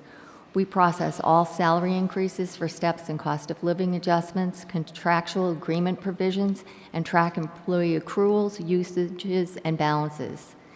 The director is part of the negotiating team for collective bargaining and handles Step 2 and Step 3 grievances, as well as investigations of any Massachusetts Commission Against Discrimination, MCAD, complaints. We approve, deny all family medical leave, Families First Coronavirus Response Act, Massachusetts COVID-19 Emergency Paid Sick Leave, and other leave requests. Employee benefits for all town employees, including schools and billed, are administered by Human Resources. The town is self-insured for its health insurance, workers' compensation, and injured on duty programs, and unemployment. Department of Transportation drug and alcohol testing and non-DOT drug and alcohol testing are coordinated through our department. Employer Medicare, Social Security, and pension payments are paid out of our department also. The Veterans Division assists Town of Braintree veterans with Chapter 115 benefits, federal disability benefits, health benefits, food, housing, and other needs. The division also runs the Memorial Day, including placing a new flag on each grave site, Veterans Day, and Pearl Harbor Day events for the town. Similar to the town clerk's department, we were unable to decrease our budget by the 2% requested by the mayor's office. In fact, we had a 7.3% increase, and the budget is $24,611,669. So it is a big budget, but I'm sure you can understand that we handle the benefits for the entire town of Braintree. So I can go through any of I think you received the summary that has the percentage increases and very few decreases. And I'm happy to answer questions or go through the increases. Terrific, yes. So thank you. Thank you for your summary, the information you've provided here in terms of individual line items as they pertain to an increase or a decrease. And certainly, your department probably is one of the departments that is dealing still significantly with COVID fallout. So, yes. And that's another factor. Certainly, I for one understand that. So I'm going to ask my fellow council members, committee members, for their initial questions, and I will start with Councilor Flaherty. Thank you. I just have a couple of questions on 2 of the line items. One of them is the unemployment compensation, 517004, and it's just curious to me as I read it. In 2019, you had about 84,000. 2020 was 51,000. I'm rounding, and then in 2021, just $2,050, and then in 2022, so far we have $2,250. But we budgeted $100,000, and then in 2023 we're looking at $114,000 for a 14.8% increase. And I'd like to understand 2 things. One, can you explain the dip in 2021? And 2, considering we haven't lost members of our workforce, why are our unemployment compensation, why is that going up? I think your department, more than any of the others, are subject to broader forces than just you. So why don't you just enlighten me? Okay. So as I'm sure everybody's been reading in the paper, the unemployment benefits that were paid in Massachusetts were paid pretty indiscriminately, let's say. If you applied, pretty much you got it. And people, and I'm not saying this with anybody specifically, but there was a big incentive to collect unemployment because you got an additional $600 a week for a lot of the time in 2020. So the costs for the town were astronomical. But the fortunate thing is that we were able to take advantage of CARES Act money. So the town paid very little out of our budget. And the same thing also happened in the 2021 budget, where we were able to take advantage of CARES Act money. So, but the way that is gone. And I don't believe we're eligible for any ARPA funds. So that was CARES Act. So the way that I prepared the budget for fiscal '23 was taking the amount of money that we spent and are anticipated to spend through the end of fiscal '22 and use that as the budgeted number for fiscal '23. Does that make sense? So we didn't spend money from this line item basically for anything except a couple of administrative things for the unemployment in fiscal '21 and fiscal '22. But the 2019 was 84,000. And now we're looking at 114,000. That's just explained through inflation? Well, I mean, there are a lot more people who are collecting unemployment now than were in 2019. Okay, so it's just still higher rates of unemployment. Okay, and the other one had to do with workers' compensation, where there's a 28.9% increase. Can you describe what's driving that increase? Okay, we had a very catastrophic injury in one of our departments that is, I mean, we have reinsurance, but we have a $450,000 deductible per occurrence. So that is reflecting in, I mean, unfortunately, the person has still not returned to work. It's questionable whether the person will be able to. So when you have something like that happen, it does reflect, because workers' compensation claims don't close just in that. The expenses continue. They don't end in that specific year. Right, so just so we're clear, I understand there's two workers' compensation categories. Yes. One is public safety, and the one that I was addressing specifically is the second one, which is just listed as workers' compensation. Is that the Yes. explanation? That's the Okay. explanation for that one. Okay, that is all that I have. Thank you. You're welcome. Council Maglio, any questions? Not at this time, thank you. Madam President, any questions at this time? I have one question, Director Shanley. On the 5.4% increase on the health and medical insurance, is that what municipalities and the industry in general is seeing across the board? I know in past years we've done better than sort of the general health insurance increases that we tend to see. So I'm just curious if you can provide some color on that line item. Yes. So last year, in an effort to reduce our budget significantly, that was a line item that, let me backtrack for a minute. So as I said previously, the town is self-insured for its health insurance. So the town pays for the claims. We have catastrophic insurance over a certain amount to protect the town. But we have been very successful in wellness programs and such. And in addition, in 2020, COVID reduced our claims because people weren't going for routine care. Yeah. They were postponing surgeries, et cetera. So last year, we were able to, well, we experienced an increase in our trust fund that was more than we had anticipated based on the premiums that we were collecting from people and what the town was contributing to the trust fund. So our claims were lower.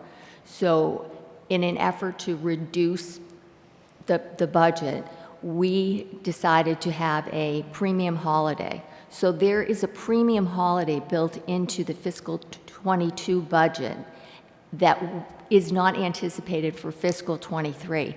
And in fact, this year, because again, we experienced a little bit more of a decrease in claims than we had anticipated based on the industry standard of 7%. So we were able to freeze the premiums for the employees of the town for this year. So fiscal 23, there is no increase in premiums for people who participate in the town health insurance. So last year's budget was lower because there are 2 weeks that people will have a premium holiday, and it will happen in May, this next pay period and the one after that. So the employees don't contribute to the trust fund, and the town doesn't contribute to the trust fund. Okay. So that's about a 12th. It's like a 12th reduction of what would have been the budget last year had there not been built in a premium holiday. Right, so you're saying we would have seen a lower percentage increase had that premium holiday, because it's a year-over-year increase, it's not. But we're still well below industry standard for health Yes, insurance growth. yes. Well, it's because employees have worked hard to be well, too. Got it, right, yep, okay, thank you. Thank you, Madam President. Just to be clear, that was the line item ending in 515003 at the bottom of page 1 of the summary? Madam President, is that what the one I you were was looking at Are you looking at 517005. 5, group health and medical insurance? That's what I was Correct. looking at. Okay, Yeah. thank you. Sorry, I should have Yeah, said no that. worries, thank you. So my question, just as a follow-up in a very similar topic, is line item 515003, health reimbursement, 3.2 decrease based on March 22 head counts. Okay. So the health reimbursement account is a result of an agreement that we made with the Public Employees Committee, which is the bargaining unit for employees and the town that is specifically related to health insurance. Okay. So it's all of the unions have a representative. And several years ago, we increased the copays from $5 to $20, as well as increasing drug prescription copays and added a deductible. And as part of that, we give employees a health reimbursement card. It's an HRA card. And if you have an individual plan, you have $250 on it. And if you have a family plan, it's $500. So budgeting for this, we take the head counts of individuals and families and add those, do that multiplication, plus $36 per unit. So it's 36 for everybody added all together. And the way that I budget this is that number. Now, if somebody has a card and they don't have any copays for wellness, you don't have a copay. So if you only go for your annual physical and you don't have any other expenses, you have $250 on that card and you may not spend it. Similarly with a family. So people don't you use the card like a credit card, but you can only use it for co-pays, prescription drugs, or a deductible. So some people just don't spend it.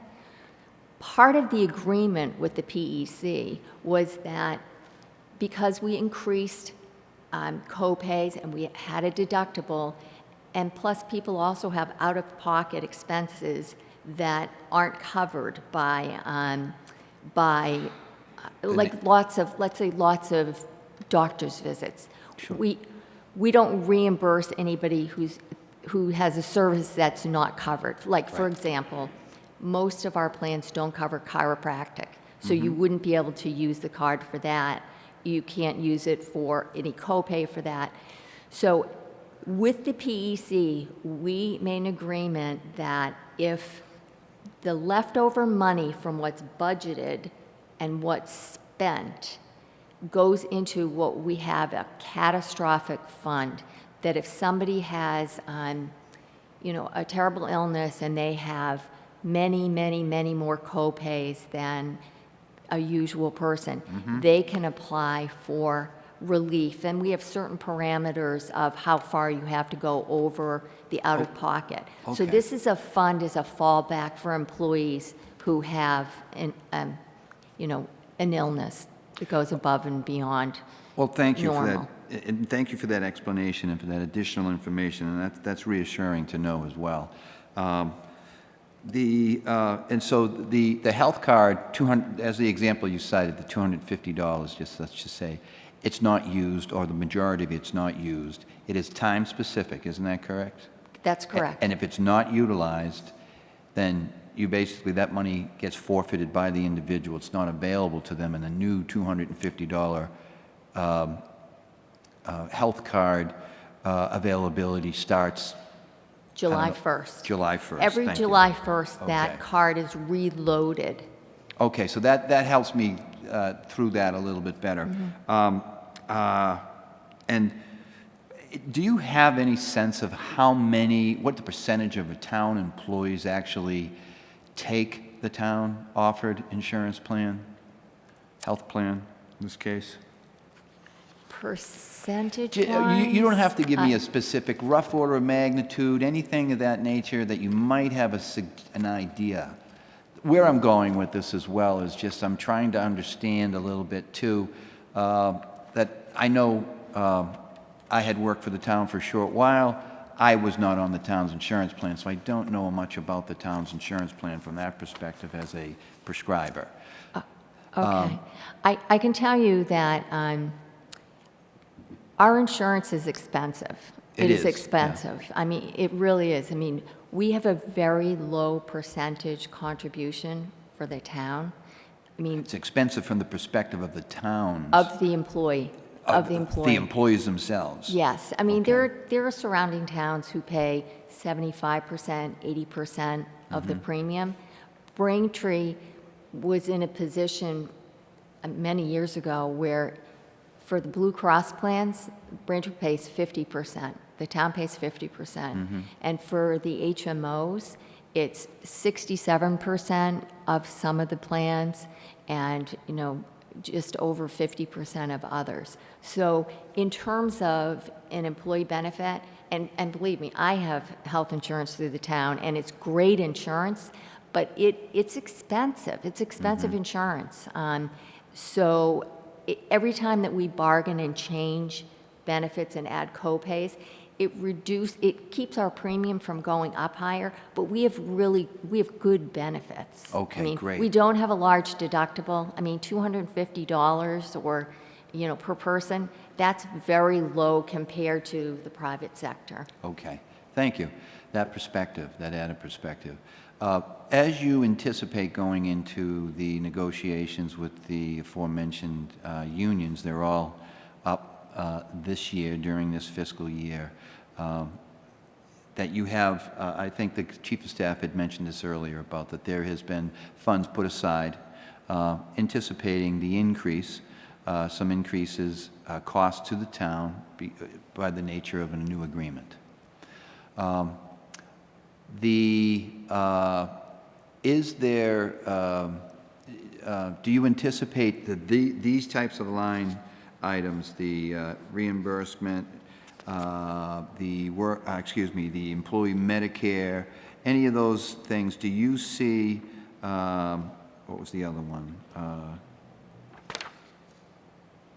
Do you see these being impacted in any significant way? Or potentially being impacted? Well, employee Medicare is tied to wages, so Okay. it's That is out of scope. that's just relative what to wages. Okay. The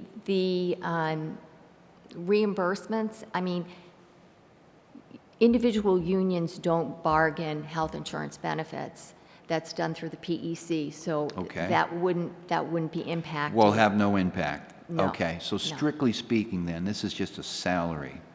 Is that it? Not Or necessarily. for the- I mean, there are other things that we bargain, so Mm-hmm. it's just, you know, a number. Okay. I know that you had mentioned about how you had DOT-related and non-DOT-related drug and alcohol testing that's coordinated through the Human Resources Department. Is it a contractual agreement that the individual unions bargain for a stipend if they were to be? Are there any existing conditions in the town right now where a stipend is paid for a particular public safety professional or any other? In terms of being drug tested? Yes. No. No. No. Okay, thank you. There are certain unions who have agreed as part of a blanket negotiation that random drug testing would be included for non-DOT members. Okay. Okay. And that there would be no kind of compensation for No. for them being tested? No. Okay, thank you very much. I know that is something that you do see in some communities and some organizations, but I'm glad to hear that that's not the case here. So my last question for you would be related to, I'm trying to get a handle on, I do know that we had a number of positions that were not filled through attrition, outside of the school department, of course, and outside of BELD. And I'm trying to get an understanding if there's any way that if you don't have that information this evening, I wouldn't suspect that you would. If you could come back either yourself or through the chief of staff, certainly. The numbers of positions that have not been filled in the fiscal year of '22, backfilled, that is to say. I'm interested in seeing those numbers. I don't have those figures off the top of my head, but I can tell you that, I mean, we have lots of postings all the time, and most of the positions that have been vacated during fiscal '22 have been posted and filled. Okay. So most of them have. All right, maybe I'm sorry, go ahead, I interrupted you. But the other thing is, it's been very difficult to fill a lot of positions because, quite frankly, you know, there are a lot of people who are unwilling to come back into the job site right now. And, you know, we're having a lot of trouble filling certain positions. Okay, and I have heard and seen that to be the case in the private sector as well. Okay. So I guess that question would be more directed to you, Chief of Staff Taub, is if when you can come back and give us a sense of how many positions you may have that you that were affected by the hiring freeze, I think is the way you put it. Sorry, I can certainly, focusing on fiscal year '22, look back to see what positions became vacant and when, and if they were posted, the date of the posting, and if they have been filled, the date that they were filled. If that would be helpful Okay. for the committee, I'm happy to provide that. All right, I'm just trying to get a sense of how it has helped your budget management. Sure. Okay, thank you. I do not have any other specific questions for HR at this point, so I'm going to recognize the Town Auditor, Sean McGoldrick. Thank you, Chairman Reynolds. Just one last question. On the reserve line under employee benefits for 448 grand, is that specifically for reserves for when additional COLAs or if additional COLAs are paid out? Will that go towards increased Medicare costs, Medicaid costs, or what is that exactly for? I mean, what it has done in the past, in past years where we put aside some money because collective bargaining was not, it wasn't finalized at budget time, is it's for anything, any cost in fiscal '23 that, including COLA, additional stipends, any other benefits. Once this contract is settled, that money is put through the town accountant to go to each line item for each person who is in that bargaining unit. Does that answer your question? It does. Thank you very much. Okay. Okay. Anything further, Mr. McGoldrick? Nope, I'm good. Thank you very much. Thank you. And I just wanted to add, thank you. I want to thank the department. I want to thank the mayor's office for increasing the veteran benefits that were eliminated last year or that were cut or diminished last year. It's good to see that those expenditures have been reintroduced to the budget, specifically from a celebration standpoint and recognition. So thank you very much. That's very much appreciated. Do we have any further questions? Okay. Director Shanley, I think we're all set for this evening, and thank you for being here this evening. Thank you. Have a good evening. Thank you, you as well. I'm sorry, was there something that you want to add? Just going to thank Vincent Fontaine, the Veterans Agent, also for being here as his budgets fall within human resources programs as well. He was in a defilade position. I couldn't see him. Okay, so next up, last but certainly not least, the library.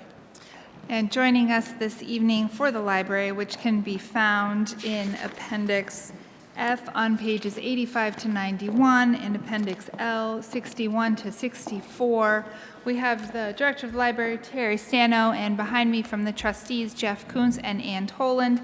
Also would just note that in addition to the general fund budget, we also have 2 revolving funds relative to the library that we would be looking to take up this evening. Very good.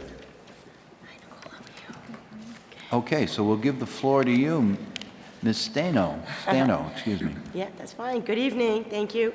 I'm Terry Stano. I'm the director of the Thera Public Library. I just want to thank you for giving me the opportunity tonight to present the FY23 library budget.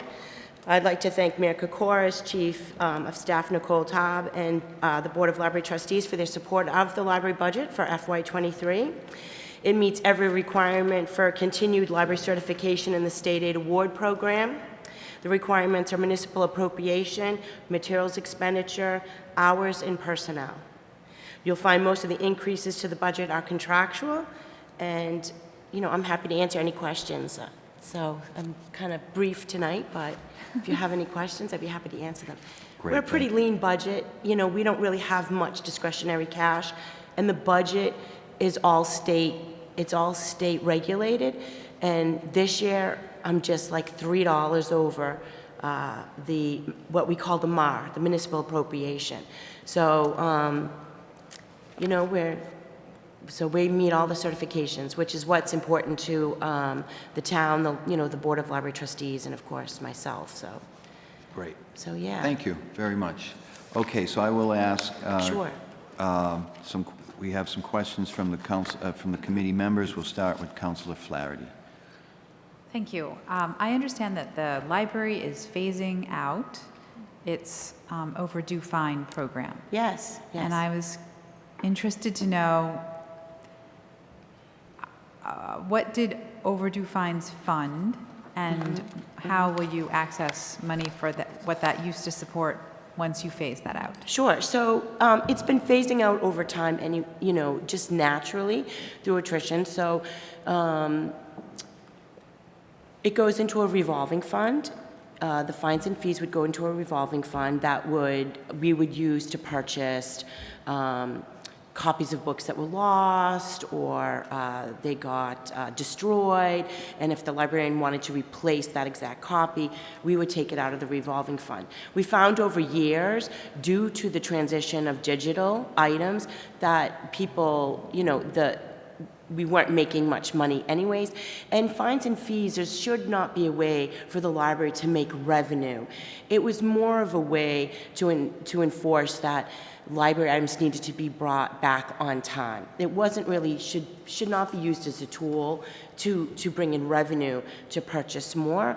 That should be supported by the town through the municipal, our municipal budget. So anyways, through time, we found that there was no money really coming in anyways because everything's transitioning to digital, where people then they download it to their device and it disappears off their device and they don't end up owing a fine. And then you still have a few who were late with their items and may end up owing a 5 or 10% fine, 10-cent fine. Then when the pandemic hit, and it brought out all the inequities, a lot of libraries started to, so now the people that owe the fines are the ones that may need to use the library the most. And they're being prohibited because they they owe a fine. So it's a way to just support everybody in a community to be able to use it without, having a detriment that they owe $10 fine. Now they're stopped from getting a library resource, especially at a time when a lot of kids were at home and they needed to be able to get online and be able to, access it, and they would be blocked. So it's a way for equity also. So we brought it to the trustees. We had been talking about it for a while. They approved it, and there's no statistic that shows that a fine, like people bring their items back on time just naturally, and if they don't bring it back on time, within 45 days the book is considered lost and they're billed for it anyways. So they have to bring their items back regardless. And all the surrounding towns around Braintree are fine-free. So then there's no incentive for our residents to even use our library because they could go to Weymouth and drop all the books off and not owe a fine, but if they come to our library, they're gonna owe a fine. And then, that makes it difficult for us. So most of the libraries in OCLN are going fine-free. So we are also. It's not fee-free. It's fine-free for items. So if you want to make a copy, it's still copy machine. If you want to, there's certain items like a museum pass that we still, have a fine on if it's late because those need to be returned so that the person the next day can use it. But we still have fees on a few things if you want to, print out, make a copy, things like that. But we are, we're not charging families that take out a large amount of books and then, saying, okay, now you brought them back a few days late, you owe us $5 in fines. We're not doing that anymore. So I think it's a very good program. Yeah, it's, I think the residents will be happy, so. I am certain the residents will be happy. Yeah. And as a, an incorrigible library delinquent, I can speak from personal experience on that. But I didn't realize that it wasn't really amounting to very much to begin with. No. But I can see how it would be much more equitable as a with a fine-free model. So thank you for answering that question. You're welcome. I want to commend you on the excellent library that we have. Thank you. It is always welcoming, and the staff is always helpful, and I find it a real respite from the outside. So Yeah. thank you Wonderful for to your hear. wonderful work. Yeah, thank you very much. Thank you. Any further questions? No Council further Flaherty? questions from me. Thank you. Council Maglio? I don't actually have any questions. I just want to comment on, first of all, how much I enjoyed reading through the information you put together for tonight. And particularly where it came down to where you talked about services and that you've actually factored in the amount of costs per visit or the visit per cost. Yes. And it's so interesting that you have such concrete and tangible metrics. Yes. It's very impressive. If you wanted to talk about that for a second. Absolutely. So we keep a lot of statistics in-house. We also are required by the state to report. So we report once a year. That has to do with the certification. So it's something called the ARIS report. It's like the annual, I don't even know, we just call it ARIS, that's all that's in my head. So we take everything that you can think of, and it goes into this report and gets reported to the state, which then they put up online. So it's both, one has to do with our holdings, our circulation, how many programs, how many people, like just everything, how many people use the rooms, attendance, just all that information. And then we have a fiscal part that comes out in October, which is, when I say we have to meet the MAR, which is the municipal appropriation, we have to report, and they ask all kinds of questions about our financial, what we've gotten financially through the town, through gifts, through revolving, everything. And then that also is put, and it's a formula that we have to meet, and that also we fill out, and then is also online. So all that information is online. So when we report, we're reporting on the year, that we just came out of. So we're in FY22, but the statistics are really FY21. When we go into FY23, when we do the ARIS and the fiscal, it's for the previous year. So the fiscal is for the current year. The ARIS is for the previous year, the statistics that we keep. So, but that is the per capita. They're able to break it down. And so those figures may not be 2022, but definitely 2021 or 2020, yeah.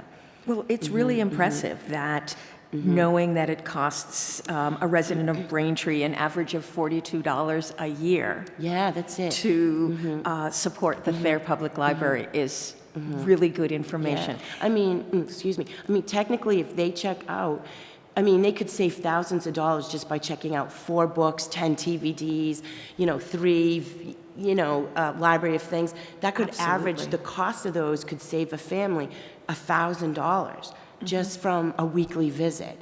If you go to Barnes & Noble's and it's $25 for a book, so if they use the library, they can actually save thousands of dollars for their household. And tax-wise, it only costs them $42. It's absolutely, I completely agree with that. Yeah. And the value is the second thing that I wanted to mention is that I'm newly becoming acquainted with the library and all the services there. And every time you post something about your library of things, it is incredible to me the kind of equipment, technology, the tools that are available for people to use is incredible. The third thing I want to say that just you mentioned tonight is it warms my heart to hear someone who's in charge of sharing information with the world talking about eliminating inequities and addressing newly discovered inequities across town and access. And I think that's so important. And to know that that's part of the leadership that you bring to the town along with your board is really exciting to hear. Thank you. And the last thing that I wanted to say, there were just a couple of comments that I wanted to make. And I think the last one is just that every time I've been there, I would echo what Councillor Flaherty said about being able to, just being so welcomed and people willing to help, people wanting to share information. It is a great feeling to see that we have something that's valuable and accessible to everyone in town. So thank you. Yeah, thank you. Thank you for noticing. Thank you. Thank you. Yeah. Thank you very Anything much. further? That is all I have. All right, very good. Madam President, any comments or questions? Thank you, Chairman Reynolds. I think we're going to be able to compose an essay from the heart about the library by the time we're done tonight. So I just want to add a couple things to tag on to Councilors Flaherty and Maglio's comments. So quick breakdown on the math. Best bargain in town, 80 cents a week. 80 cents a week. Yeah. For all of the services that the library provides. And I think it's worth pointing out, not only does the library have an elected board, and I see 2 of the board members here tonight, but it is truly libraries in general are really the most democratic institution I think there is. It services everybody. The doors are always open. There's no barrier to entry, and it serves people from birth to death. Yes. And that's to be just recognized, and I just wanted to say that out loud tonight, because I think it is, bar none, one of the most important institutions we have, not only in Braintree, but as a global community. So thank you, and to the board for all the work you do. And if you don't mind, if you could send us the link, I would be interested in the circulation numbers, but certainly if it's available online, thank you, and thank you, and to all your staff too. I'll let them know. Yeah, absolutely, I can do that. I'll send it through Nicole, and Nicole can, Thank you. You're welcome. You're welcome. Yeah. All set, Madam President? Thank you. Okay. Well, I do echo all of those same accolades. I know that my wife and we get a lot more than $42 worth of library every year. Right. Every year. Absolutely. So thank you all, the trustees, the friends of the library, yourself, your staff. You've got a tremendous staff. I do have a few questions. Sure, absolutely. Okay, on the budget itself. Yep.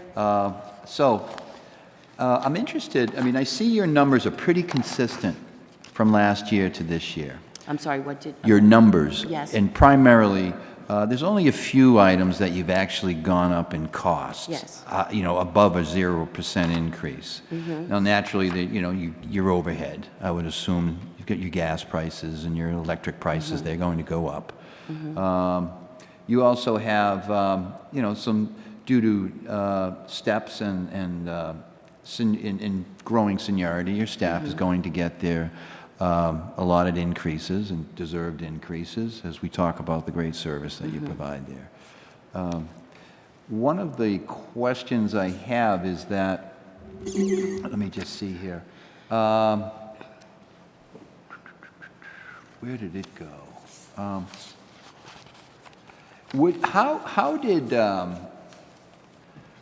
did COVID affect your operations? I know that you actually closed for a while.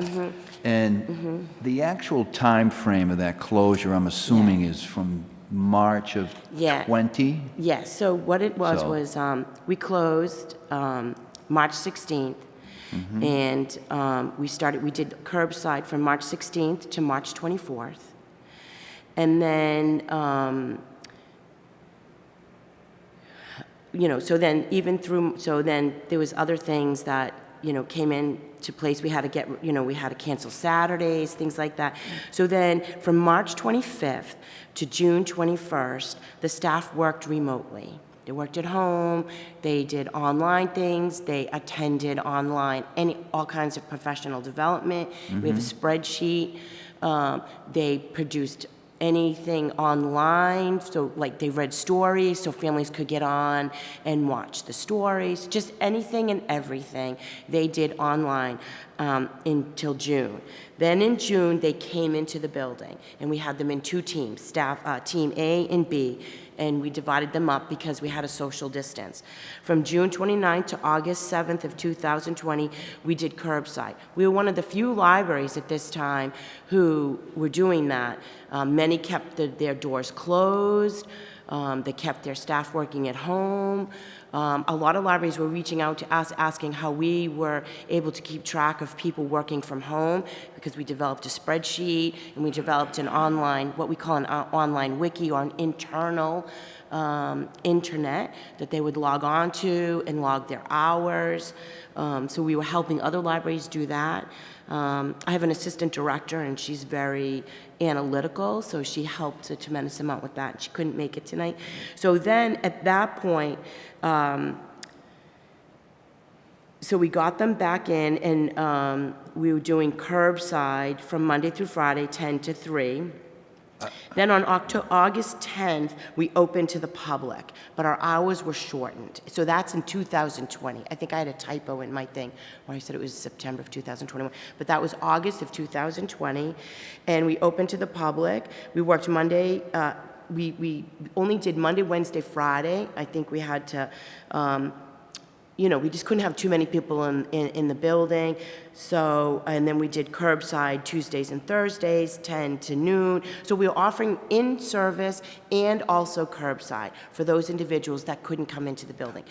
And then in October, we extended to nights, and then it just goes on and on. We just kept building until we could open the doors for our regular hours. Regular hour. which When was that date? September of 2021, where we did regular hours. No more, we open 9 to 9 and on Saturdays. So Okay. 9 to 9, Monday through Thursday, Thursday and Friday, Friday and Saturday, 9 to 5. So it took a little time, because then we had the surge, remember, in October. Yeah. We had to kind of go backwards, and that lasted till January. So there was a lot, but by September 6th, so the library building was already open. It was just not, it was opened all the hours, 64 hours a week, and all the staff were in the building. No more two staff members, two teams or anything like that. Okay, so that's great. Well, thank you. And that gives me a sense of where I'm going with this question. It gives me some background information here. I'm trying to understand, it's a good story here, what I'm trying to understand, of your expenses and your budget, the way you managed your budget. I'm looking here from, fiscal year 19, 20 to 21. So here we are in 20. Let's see, fiscal 19 is when it hit us, right? When you talk about March of 20, that was in fiscal 19. And your numbers, really, they're very steady. Do you credit or attribute anything to where you find yourself today from an operating standpoint and a budgetary standpoint? That did COVID provide you more challenging and more expenses, which I'm thinking no, but did it provide you as a professional manager and oversight administrator opportunities to improve your department? I heard you saying some of this, professional development. You took some opportunities, it sounded to me, during those uncertain days where you didn't have public business, but you kept your people gainfully employed. Yeah, so it was very challenging. COVID was very challenging. It was very challenging to many libraries. We're still feeling the effects of it. It's still fairly quiet physically in the building. Our overall circulation has probably stayed the same, or maybe have grown, because that's all the digital. So people really learned very quickly, how to, get themselves on board to be able to access our digital information. And we had all of that available. So now the challenge is balancing that, making sure that we watch our materials budget and make sure that we have a certain percentage in digital, and that's a challenge. It's a challenge. Stuff is very expensive. Materials are very expensive in book form and in digital, but it's more expensive in a digital format. And there's a lot of things that are just mostly behind licensing the scenes. you have to Licensing, pay for. they charge more, they give fewer checkouts, whereas if you have a physical book, you could keep it for 20 years, right, until it gets all dirty and ratty. Right. But for digital, you can't do that. They put limits on it, and then it disappears, and then you got to buy more copies. So that's a balance. Then that translates into workflow. So now, if you had a whole department that was working towards getting books ready to get out onto a floor, and the many details that go into that, we call that cataloging. Someone actually goes to school for that, because there's certain formats that they have to learn to do. And you are putting 10% or 13% of your materials budget into digital. That's 10 or 13% less that's coming physically into a building.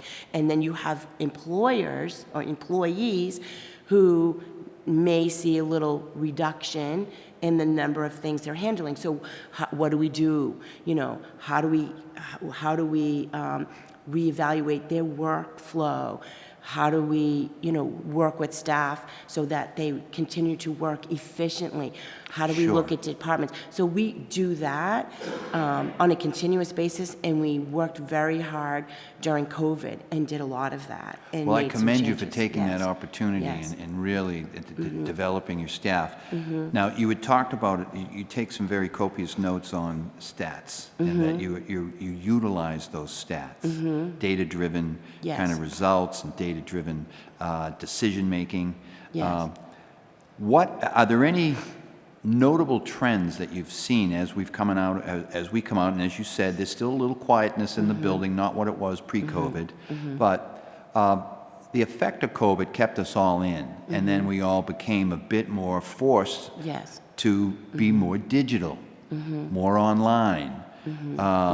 And, you've just illustrated a couple of examples of that newer technology and that information, those references being made available to customers, is more expensive, or can be. It's a different cost model for you now.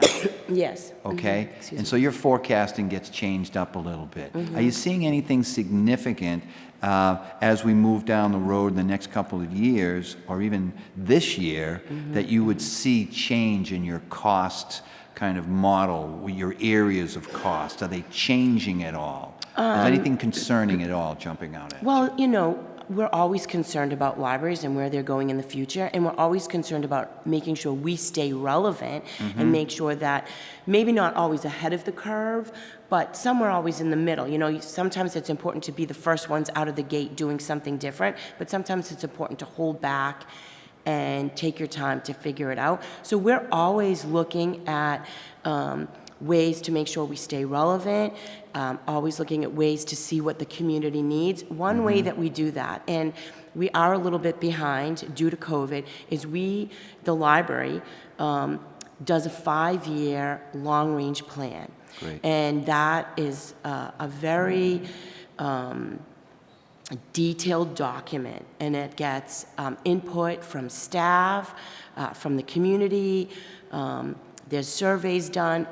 Now, it's been put on hold. Our long-range plan ends this year, and we need to get another one. And with COVID, they've given an extension. So that, I think, when we start getting into that, we'll show some of the trends because we'll be getting a lot of input. So it's important for libraries, especially us. It's a roadmap. You can't manage a library and move forward without that document. Okay. So we'll be working on that, and that will help us figure out the trends. It's really the community needs, and it helps us figure out the community needs. And once we figure out the community needs, we gear everything towards those goals.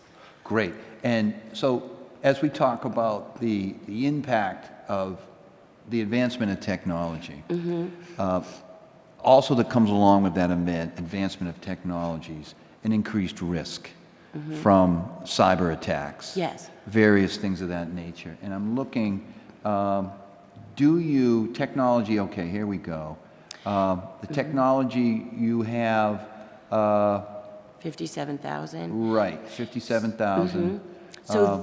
So that line item, it might be a little deceiving. That line item, so everything is done through BELD for us, so we're very well protected security-wise. BELD comes in and builds it. So that technology line is really the... Do you pay for that service from BELD? Or is that part of the I don't think we pilot pay for it. that services from It with the town? all falls under the town's policy with BELD. Okay. Departments don't pay separately. Yeah. Okay, thank you. So that line item for us is our network fee, because the library is part of a network, and the network also, so we pay into it. There's a fee for that, but it also comes with a lot of benefits. It's our cataloging system, it's our delivery system, it's databases, it's just everything. So it's a network fee that this year is about $50,000. And then we also take out of that our events calendar, which is our online calendar. We also take out of that our domain name. We also take out of that Zoom. We might be taking Zoom out of that. We take our Zip2. So our Zip2 is like, when we have our self-checkouts, it's like the talking device to the network. So all that, we used to take hotspots out of that. That was very popular, but we've gotten, but so it's all those little things. And then we have a small fee of about 400 out of that we use for innovation. Okay. So this technology then, what you've just described to me is basically what you allocate the technology line items towards. Yes, yes. Okay. Yes. And you're going into your 5-year plan, and I would anticipate Yes. that the 5-year plan more than likely would put there would be a point of discussion about your cyber posture, security posture going forward, and what does that mean, right? Yeah, absolutely. Your 5-year plan can include anything. Some libraries have a whole separate plan for technology.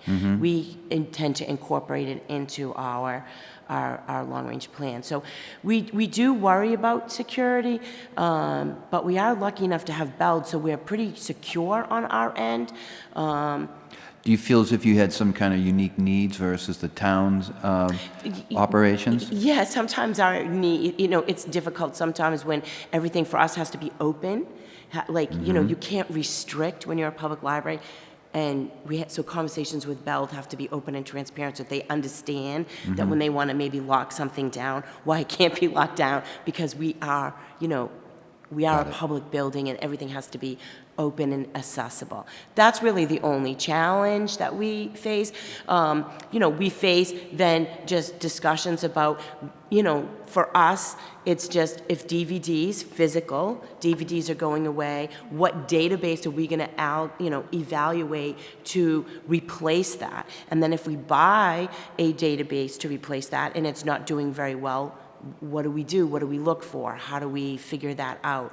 So Okay. it's those internal discussions more around technology that we have. Well, thanks for indulging me on these Yeah. questions. You're welcome. You've got you really have an exceptional backing from your trustees, Yes. the friends. You're able to draw in quite a bit of talent and experience, and I'm very glad to hear that you put it to such good work. Thank you. I don't have anything further for you this evening. Okay. I'm going to ask if there is the town auditor, any types of questions. Just going to give you that opportunity. Thank you. Okay, thank you. And I believe we are all set then from our committee members. Okay, thank you. Yes. The two revolving funds that are associated with the library. Yes, please, go right ahead. Well, I just wanted to make sure there aren't any questions. We would be looking to continue the revolving funds. There are two, one for library materials and one library room rentals, with a spending limit proposed of $45,000 for materials and $5,000 for library room rental.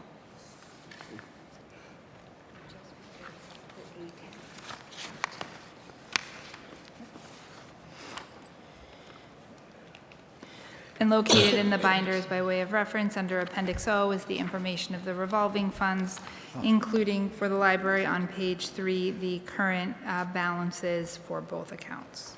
Terrific.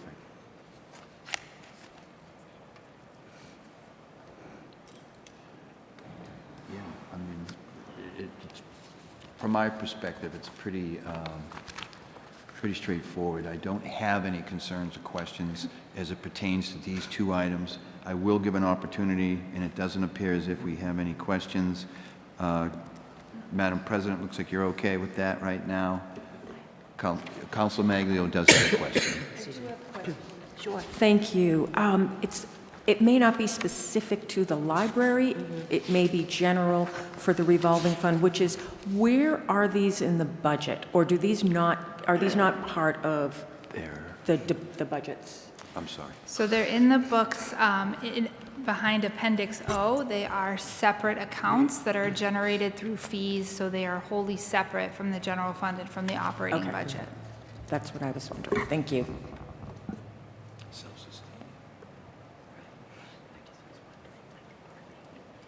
Yes. Okay. Are there any further questions, Council Maglio? I'm sorry. No. Very good, thank you. Okay.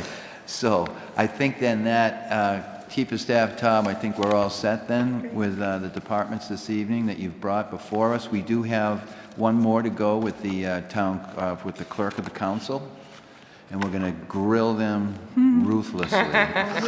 We will certainly stick around to keep her company. Thank you very much. Thank you. Thank you. So thank you all this evening for attending. All right, Sue, how would you like to do this? Just sit amongst ourselves? Yeah, that's fine. Yeah, I think that would be fine. I think that we do have the proper camera set up that will allow us for all, good evening, for all us to have this discussion. So, the town council, clerk of the council, it's I don't know, we're going to have time to get through this whole budget for you that you've submitted to us tonight? It's a very large budget. All right. No, it's really not. So, we'll turn it over to you. How would you like to start? Sure. So the Town Council FY 2023 budget, it has decreased just a little over 2%. A little background, Town Council is a legislative branch of government. There are 9 members, 3 are councilors at large, 6 are district councilors, all nominated and elected by and from the voters.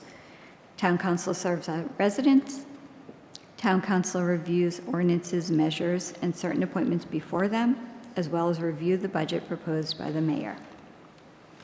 So the Town Council budget itself is $268,211.54. Basically, everything has been level funded, except for the items that were decreased to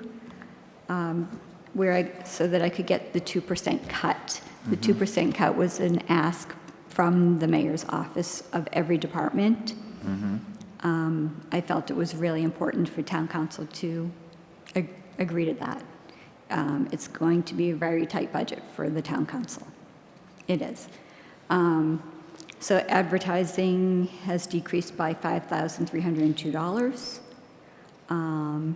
Advertising is where we put our legal notices in for our public hearings. We really don't know year to year how much we're going to spend. It depends on what the mayor proposes, anything that needs a public hearing. Also, some legal notices, we can just put the title, a little summary. Other legal notices, you need to write the full motion. And the costs of those notices are determined by the length of... The amount of words, really. Right. Yes. Typically, they're around $300. Obviously, if you have the full motion, that is required by the bond council, and that's approved by the bond council. So if there's a bonding transaction or, appropriation that's going to happen and be voted on, that goes through bond council. They tell us what has to be put in the newspaper. So my thought on the advertising is to actually review.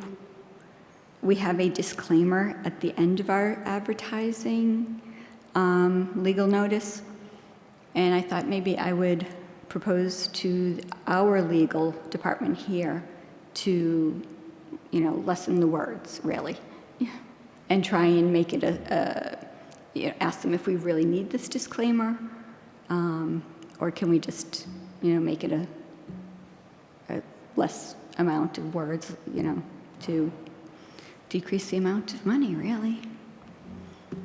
And then the other decrease is postage. We don't really use a lot of postage. So that was decreased as well by $200. Okay, is there anything that you may have anticipated? Again, there's a couple of wild card items, one being you just don't know how many motions you're going to receive, and therefore that drives the amount of public notices, et cetera. But there isn't anything per se that it impacts cost, driving up any costs that you can anticipate from your experiences in this job. No. Okay. No, it's pretty straightforward, other than advertising.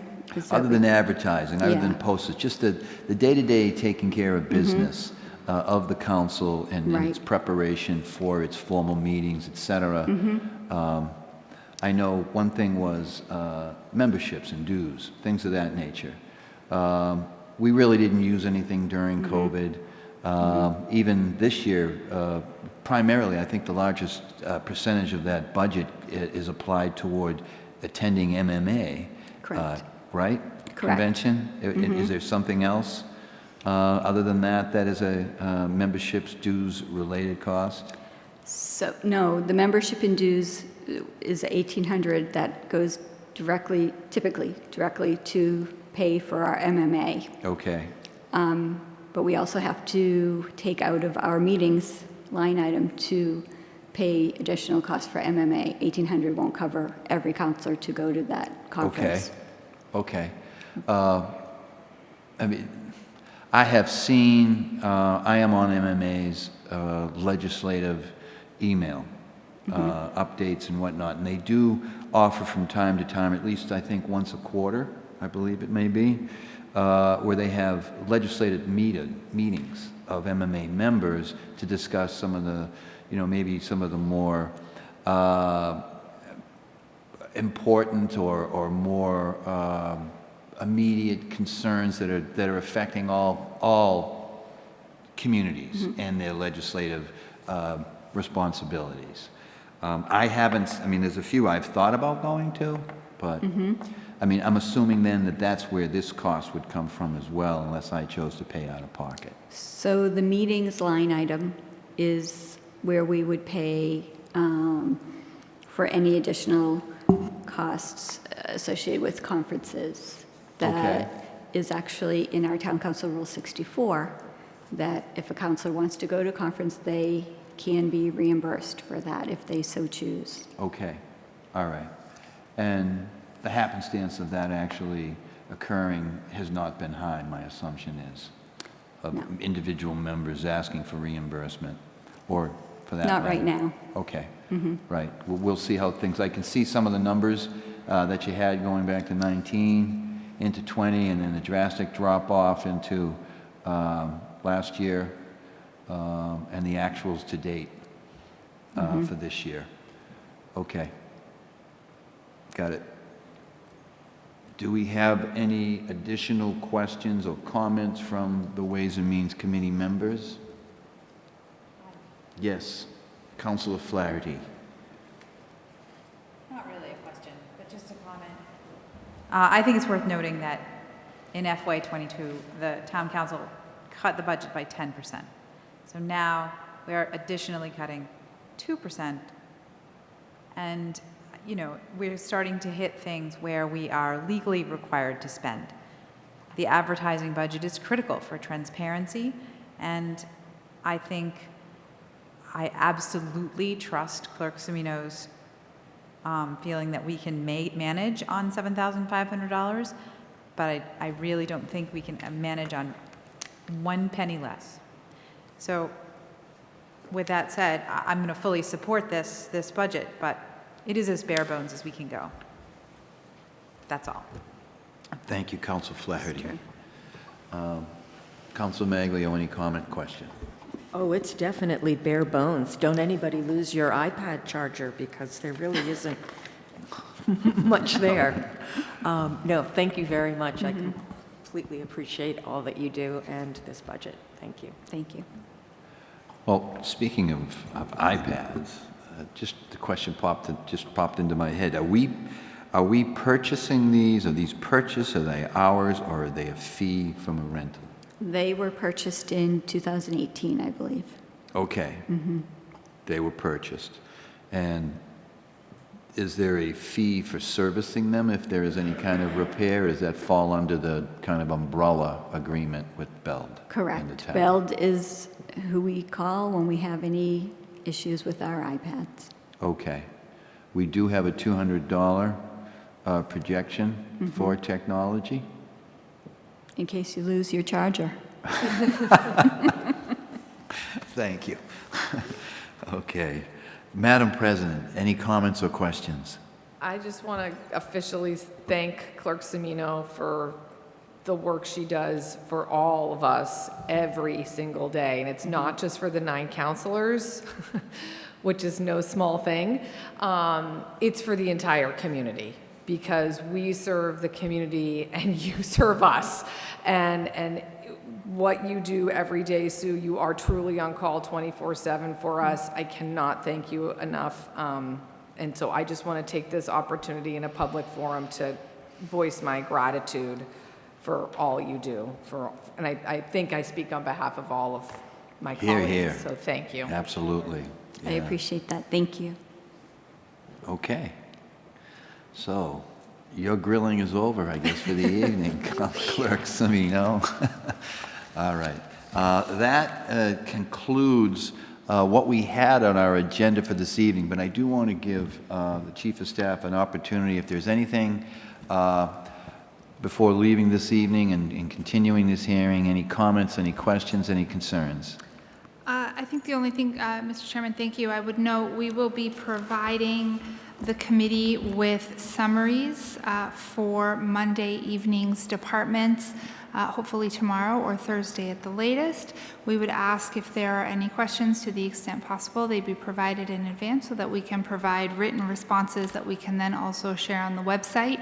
And just trying to keep working with the departments a 72-hour lead time on those summaries to supplement the materials provided online and in the budget book.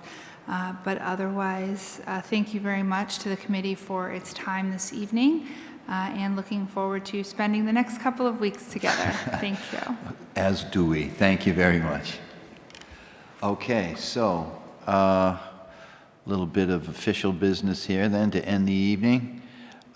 Is there a motion to table Order 22025 to our next Ways and Means meeting on May 4th, 2022? So moved? We have that motion. Second? Second. It has been seconded. There is no need for a roll call since we are all here. All in favor? Aye. Aye. That is unanimous. So we will continue this till tomorrow evening at 6 p.m. Excuse me. That's right. We have a revised capital plan. Correct. Thank you. 5 p.m. Thank you. Thank you, everybody.